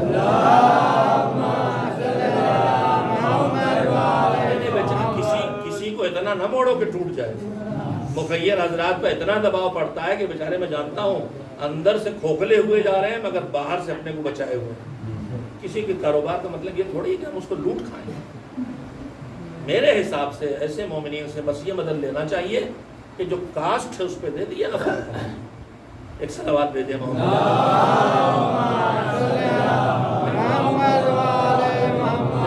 جو حواریوں کے ساتھ گزرے تو دنگیا چراتا ہوا ملا. میں نے کہاں سے بات چھوڑی تھی کہ کیا دنگیا چرانا کوئی خراب پیشہ نہیں، روزی کمانا جہاد ہے. روزی کمانا بھی جہاد ہے. جیسے عورتوں کے لیے گھرداری جہاد ہے، ویسے ہی پیغمبر کا جملہ ہے، اس کے واقعہ مگر سنانے کے وقت نہیں ہے. القات دو لہلہی کل مجاہد فی سبیل اللہ، اپنے بیوی بچوں اور گھر والوں کے لیے محنت کر کے روزی کمانے والا ویسا ہے جیسے اللہ کی راہ میں جہاد کرتا ہے۔ دشواری وہ نہیں ہے، کام آسان ہے، پسینہ بہہ رہا خون نہیں بہے گا، مگر جزا وہ ملے گی جو پسینہ نہیں خون بہانے میں ملتی۔ تو جناب عیسیٰ نے کہا کہ بکریاں چرا رہا ہے، تو سوچا اور اچھی بات بتا دے، تو کہا کہ اگر تم جو بکریاں چرا رہے ہو اس کے بجائے یہی وقت علم کے حاصل کرنے میں لگاتے تو زیادہ اچھا ہوتا، تمہارے وقت کا یوز اور مصرف علم حاصل کرنے میں لگاتے۔ نبی کی بات، یعنی انہوں نے علم حاصل کرنے کو آگے بڑھا دیا اور علم حاصل کرنے قیمت پہچانی ہے۔ جو شبہائے عبادت ہیں، شب قدر اور جیسی ساری شبیں، اس میں ہمارے تمام علماء لکھتے ہیں کہ آج کی رات کی مصروفیتوں میں جہاں عبادت ہے، جہاں ذکر خدا ہے، جہاں محمد و آل محمد علیہ السلام کا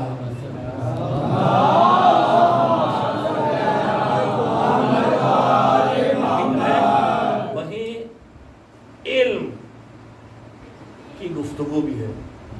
ہماری بہت مشہور کتاب ہے تفسیر المیزان علامہ طباطبائی کی، جو ختم ہوئی ہے، آخری سورے کی جو تفسیر لکھی ہے، دیکھیے دستخط کر کے لکھا ہوا ہے شب قدر، شب 23 رمضان، یعنی 23 رمضان کو بیٹھ کے تفسیر لکھ رہے تھے۔ اچھا، قرآن کی تفسیر شب رمضان، شب قدر نہ لکھی جائے تو کب لکھی جائے گی؟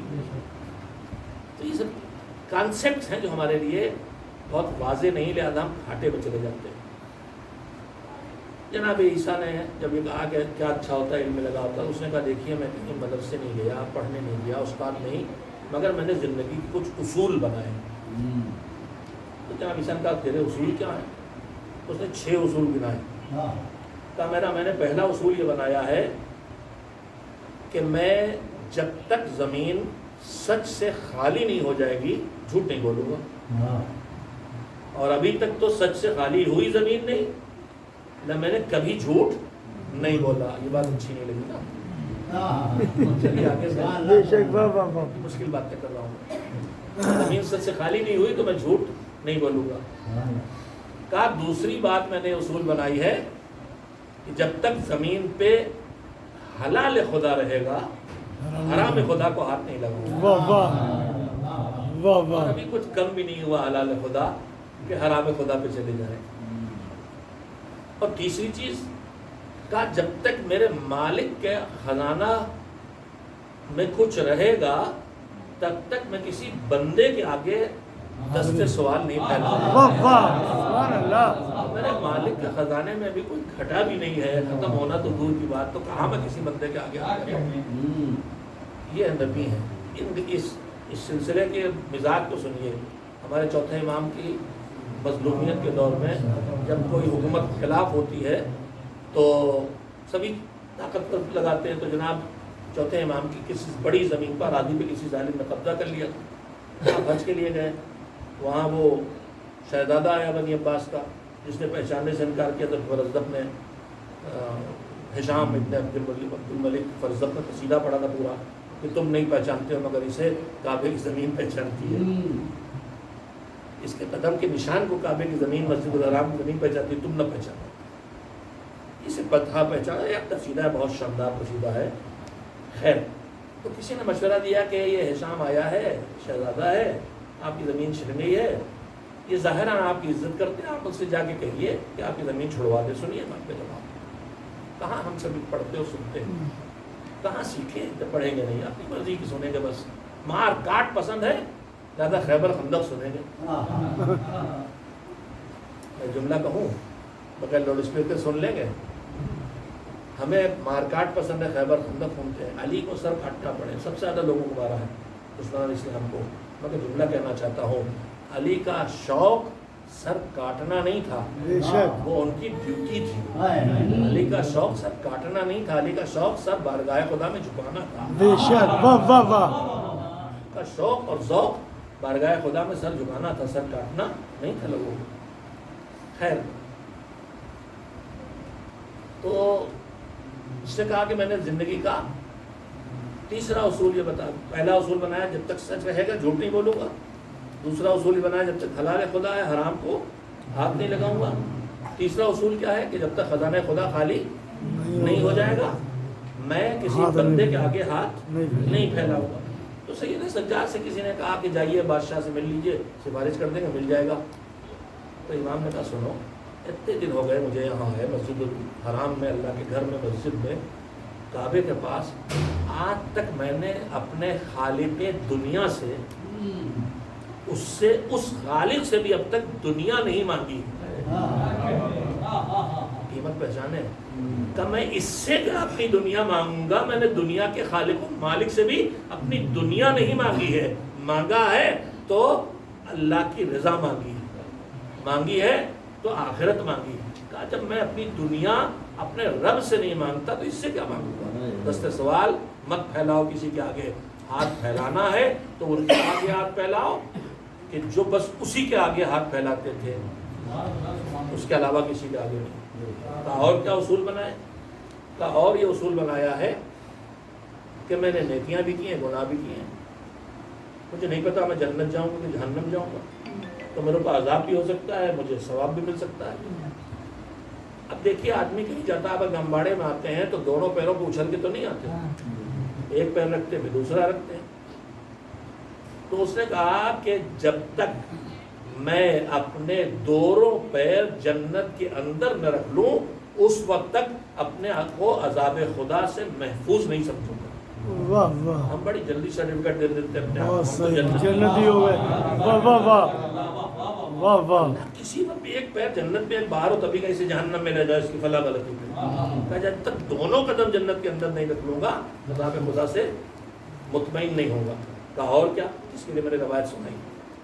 کہا اور جب تک شیطان کا جنازہ نہ دیکھ لوں، مردہ نہ دیکھ لوں، اس وقت اس کے بہکانے سے اپنے کو محفوظ نہیں سمجھوں گا۔ ابھی تو زندہ شیطان بھی دیکھنے کو نہیں ملا ہے، مردہ کہاں؟ تو میں ہر وقت ڈرتا رہتا ہوں کہ شیطان کہیں مجھے بہکا نہ دے۔ آخری چیز جو سب سے قیمتی ہے، قیمتی تو سبھی ہیں، آخری چیز کا اور میں نے زندگی کا ایک اصول اور بنایا ہے کہ جب تک میرے اندر کوئی خرابی ہے، کوئی عیب ہے، کوئی کمی ہے، غیبت کرتا ہوں، جھوٹ بولتا ہوں، خیانت ہے، اچھائی یہ غلطی ہے، جب تک میرے اندر کوئی عیب، کوئی کمی، کوئی خرابی ہے، جب تک میں اپنے آپ کو ساری خرابیوں سے پاک نہیں کر لوں گا دوسرے کے عیبوں پہ نگاہ نہیں ڈالوں گا۔ ابھی اپنے آپ کے عیبوں کے صفائی میں لگا ہوں، لہذا مجھے دوسروں کے عیبجوئی کا موقع نہیں مل پایا ہے۔ جناب عیسیٰ نے کہا کہ تیرے زندگی کے یہ 6 اصول نہیں ہیں، تو نے تو انبیاء اولین و آخرین کی تعلیم کے خلاصے کو اپنی زندگی کا اصول بنا دیا۔ واہ واہ واہ، فقیر جناب والا، واہ واہ۔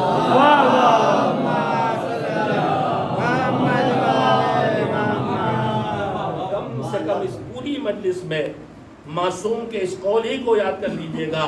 ہمارے 8ویں امام نے دعا دیتے ہوئے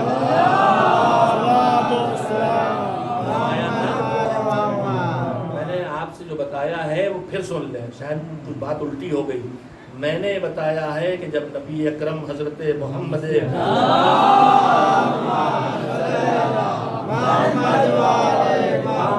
آئے تو صلوات بھیجنا ہے، یہ ان کا حکم ہے، اور جو نہ بھیجے ان پہ صلوات اس کو جفاکار کہا۔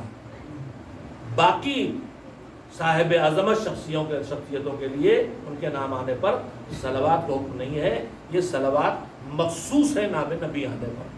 لیکن جب سے میں نے بات کی، مجھے اب آپ اس سے میرے مقابلے مجھے چڑھا رہے ہوں، نہیں سمجھ سکتا، میں نے دیکھا یہ کہ جب حضور صلی اللہ علیہ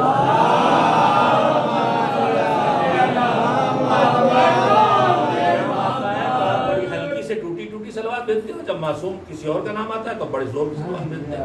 آپ جو ہی چاہے کریں، لیکن جو حکم نظر ہو میں نے آپ کو بتا دیا ہے، صلوات مل جل کے بھیجے محمد و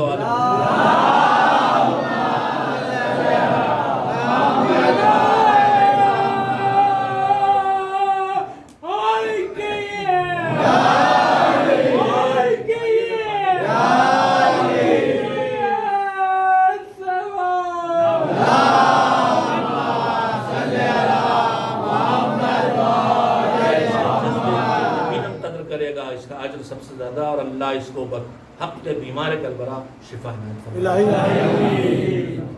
اللہم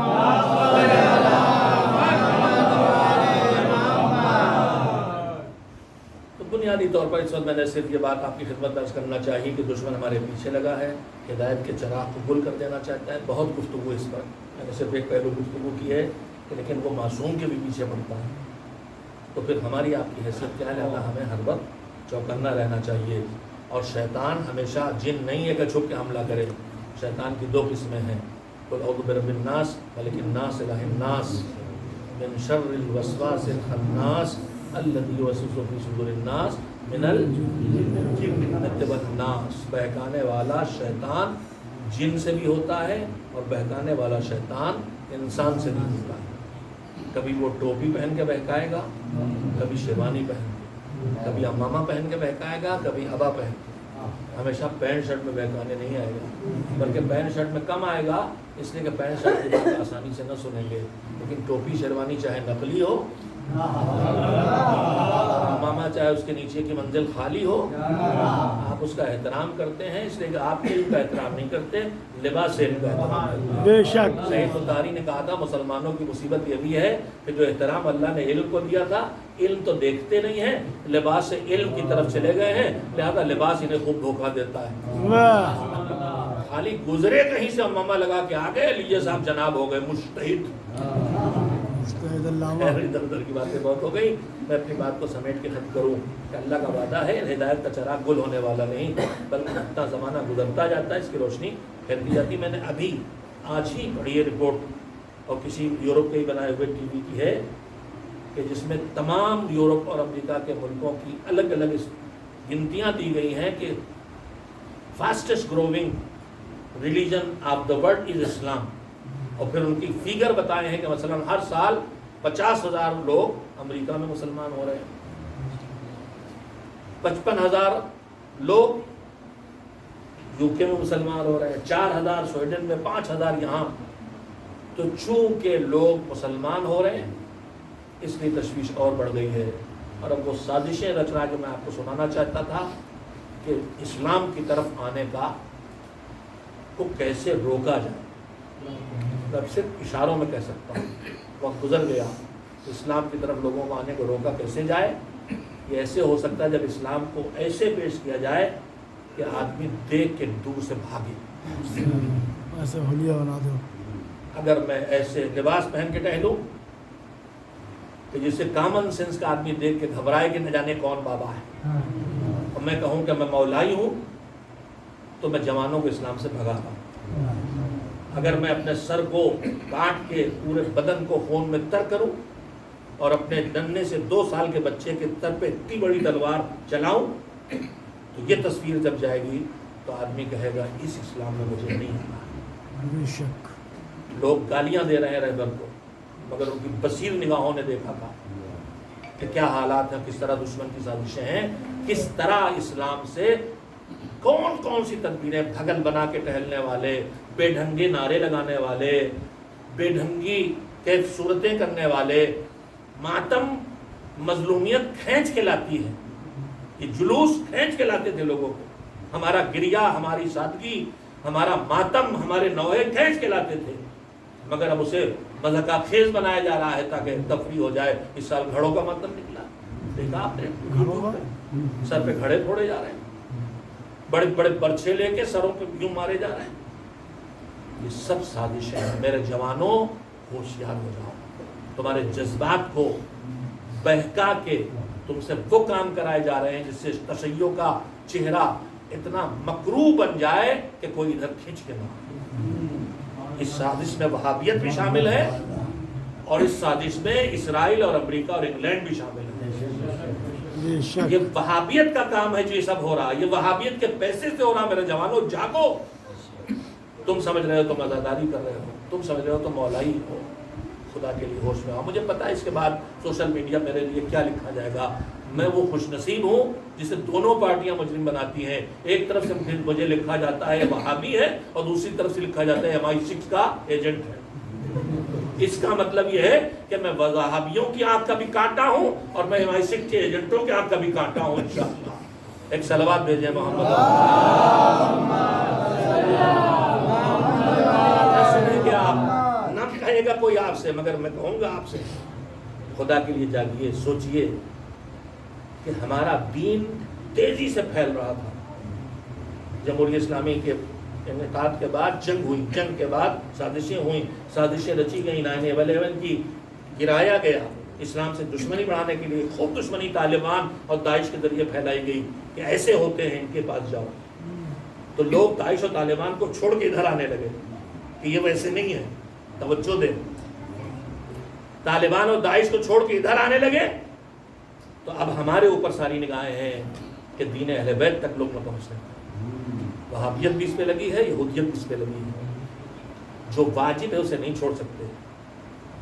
واجب کو بھی مذہب کہیں کہیں ہم سے کہتا ہے کہ کرنا حرام ہے۔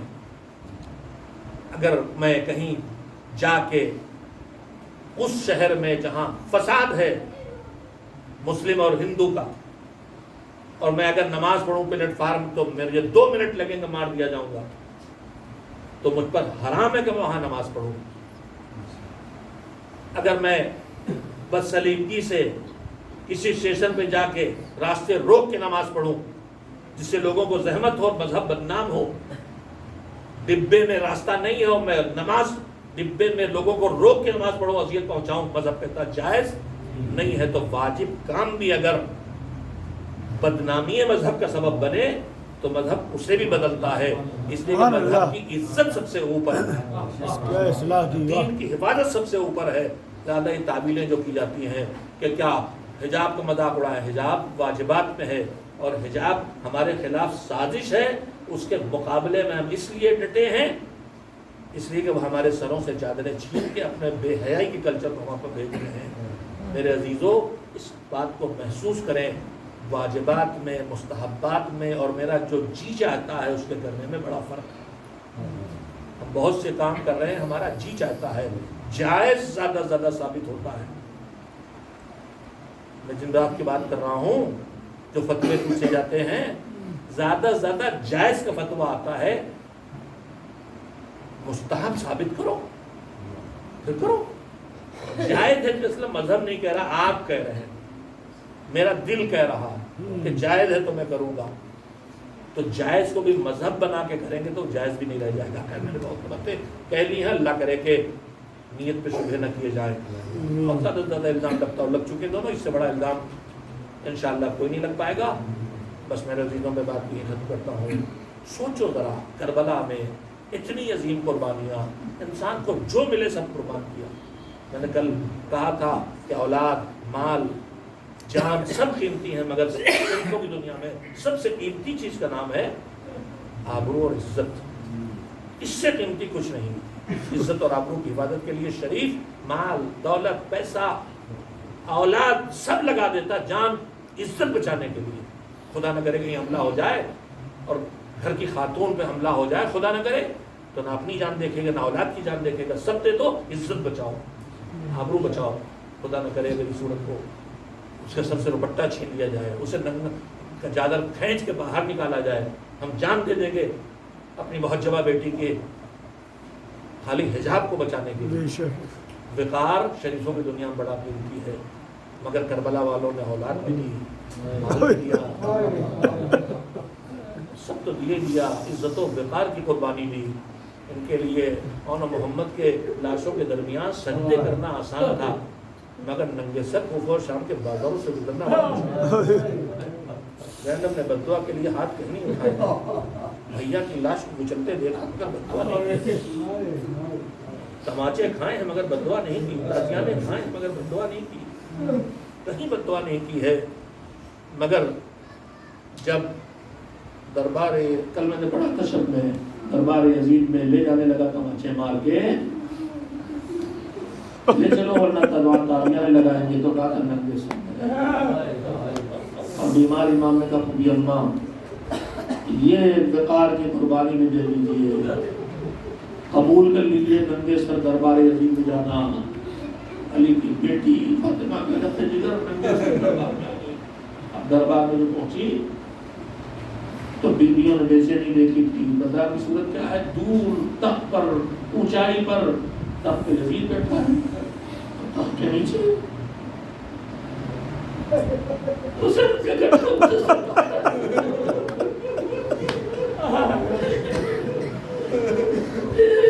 ان لوگوں کو میں وقت چلتے تھے، ان لوگوں کو یہ چھیڑا ہے، کہہ رہا کتنے خوبصورت ہو، دنیا میں مر جانے کے بعد آدمی کا چہرہ بگڑ جاتا ہے، مگر یہ حسین ہے، دشمن میں ان کے حسن کی تعریف کر رہا ہے، اور اس منظر کو بھی بہن دیکھتی ہے کہ وہ بیٹی زینب کی بے چینی دیکھی تھی، بیویوں نے ہلکے میں لے لیا، زمین پہ خاک پہ بیٹھے اہل حرم، ایک مکہ عزیز کی نگاہ پر اس نے دیکھا ایک باوقار خاتون سر جھکائے بیٹھی ہے، چاروں طرف سے دوسری عورتیں ہلکے میں ان کو بیویاں لیے ہیں، کہیں کون ہے؟ یہ بتائے زینب ہے، یہ فاطمہ کی بیٹی، علی صاحب کی بہن، اچھا یہی زینب ہے، زینب اٹھو، اٹھ کے سامنے آؤ، مجھے تم سے کوئی بات کرنا ہے۔ اللہ اکبر۔ اب زینب کیا کرے؟ ایک بات تھی، اس پر دعا کر دینا، امام نے وقت اس سے روک دیا۔ زینب کی بے بسی دیکھ کے قافلے میں کنیزیں ہیں، ان کنیزوں میں فضہ ہے، حبشہ کی رہنے والی سیاپوس کنیز، اس نے مرتبہ شہزادی کی بے چینی کو دیکھا، اٹھ کے کھڑی ہوئی، زینب کبریٰ کے سامنے آ کے کھڑی ہو گئی، کہا یزید تیری مجال، میں زندہ ہوں، جب تک میں زندہ ہوں تیری مجال نہیں کرے شہزادی سے تم بدو کرے۔ یزید نے کہا کسی کو ہٹا اسے تابیانے مار دے، سپاہی چلا تابیانہ لے کے مار کے ہٹا دے۔ ایک مرتبہ اس کنیز میں جو فضہ ہیں حبشہ کی سیاپوس کنیز دیکھا کہ انہیں کے ہم وطن کالی پوس والے غلام تلواریں لیے کھڑے ہیں یزید کے پیچھے اس کی حفاظت کے لیے۔ اس نے وہیں سے آواز دی، میرے حبشہ کے بھائیوں، تمہاری غیرت کو کیا ہو گیا؟ تمہاری بہن کو تالیانے لگے، تم تماشا دیکھو، یہ بہن نہیں تھی، کالی حفاظت تھی، نہ جانے درد کیا تھا آواز میں۔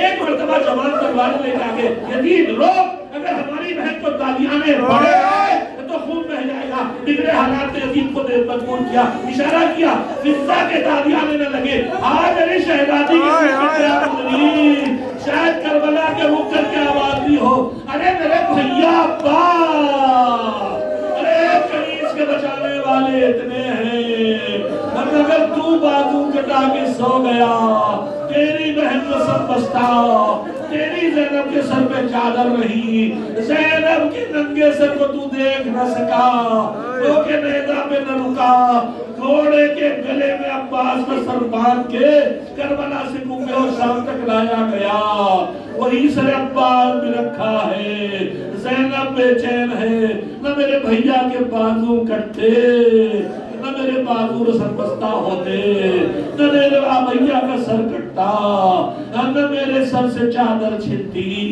ارے میرا بھیا عباس ترائی کے کنارے کیا سویا کہ زینب کو دیار پھرایا جائے۔ وَسَيَعْلَمُ الَّذِينَ ظَلَمُوا أَيَّ مُنقَلَبٍ ماتم حسین، علم بردار سید الشہداء زینب کے بھیا کا علم۔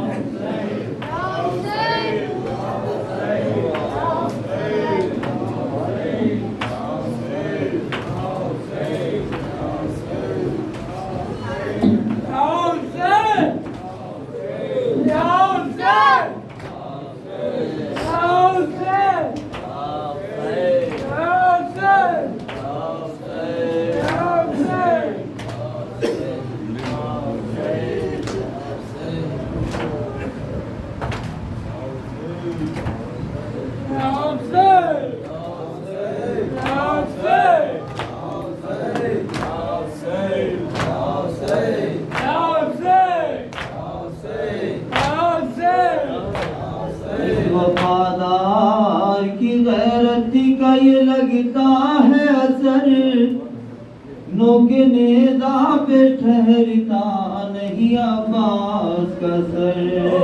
ایک وفادار کی غیرت کا یہ لگتا ہے اثر، نوک نیزہ پہ ٹھہرتا نہیں عباس کا سر دیکھ کر زینب دلگیر کا پھٹتا ہے جگر نوک نیزہ پہ ٹھہرتا نہیں عباس کا سر ایک وفادار کی غیرت کا یہ لگتا ہے اثر نوک نیزہ پہ ٹھہرتا نہیں عباس کا سر آنکھ زینب سے ملائے تو ملائے کیسے آنکھ زینب سے ملائے تو ملائے کیسے اپنا موبائل سکینہ کو دکھائے کیسے اپنا موبائل سکینہ کو دکھائے کیسے ڈر ہے کلثوم کے چہرے پہ نہ پڑ جائے نظر نوک نیزہ پہ ٹھہرتا نہیں عباس کا سر وفادار کی غیرت کا یہ لگتا ہے اثر نوک نیزہ پہ ٹھہرتا نہیں عباس کا سر جانتی ہوں کہ سکینہ سے تو شرمندہ ہے جانتی ہوں کہ سکینہ سے تو شرمندہ ہے اور تیرے خون میں ڈوبا ہوا مشکیزہ ہے اور تیرے خون میں ڈوبا ہوا مشکیزہ ہے تیری آنکھوں میں ہے پیاسوں کی تڑپ کا منظر نوک نیزہ پہ ٹھہرتا نہیں عباس کا سر وفادار کی غیرت کا یہ لگتا ہے اثر نوک نیزہ پہ ٹھہرتا نہیں عباس کا سر مجھ کو معلوم ہے بھیا کہ وفادار ہے تو مجھ کو معلوم ہے بھیا کہ وفادار ہے تو کربلا والے شہیدوں کا علمدار ہے تو کربلا والے شہیدوں کا علمدار ہے تو آج بھی تیرے بھروسے پہ میں کرتی ہوں سفر نوک نیزہ پہ ٹھہرتا نہیں عباس کا سر وفادار کی غیرت کا یہ لگتا ہے اثر نوک نیزہ پہ ٹھہرتا نہیں عباس کا سر ہائے پردیس میں بے گھر نظر آئے زینب ہائے پردیس میں بے گھر نظر آئے زینب آنکھ کھولے تو کھلے سر نظر آئے زینب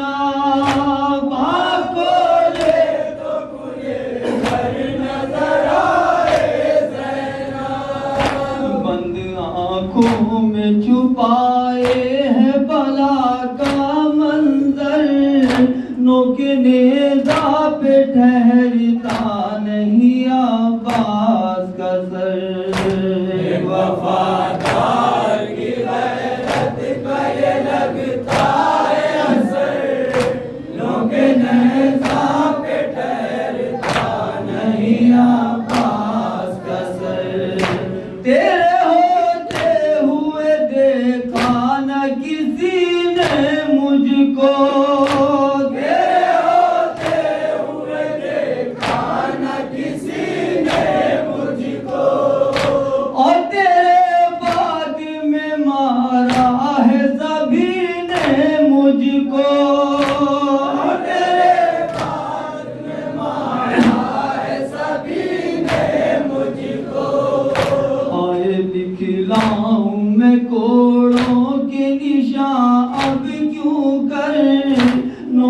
نیزہ پہ ٹھہرتا نہیں عباس کا سر وفادار کی غیرت کا یہ لگتا ہے اثر نوک نیزہ پہ ٹھہرتا نہیں عباس کا سر جس نے آقا ہی کہا بھائی کو بھائی نہ کہا جس نے آقا ہی کہا بھائی کو بھائی نہ کہا اس کا سر کیسے سر شہ کے برابر آتا اس کا سر کیسے سر شہ کے برابر آتا سچ تو یہ ہے کہ یہ ہے ماں کی نصیحت کا سر نوک نیزہ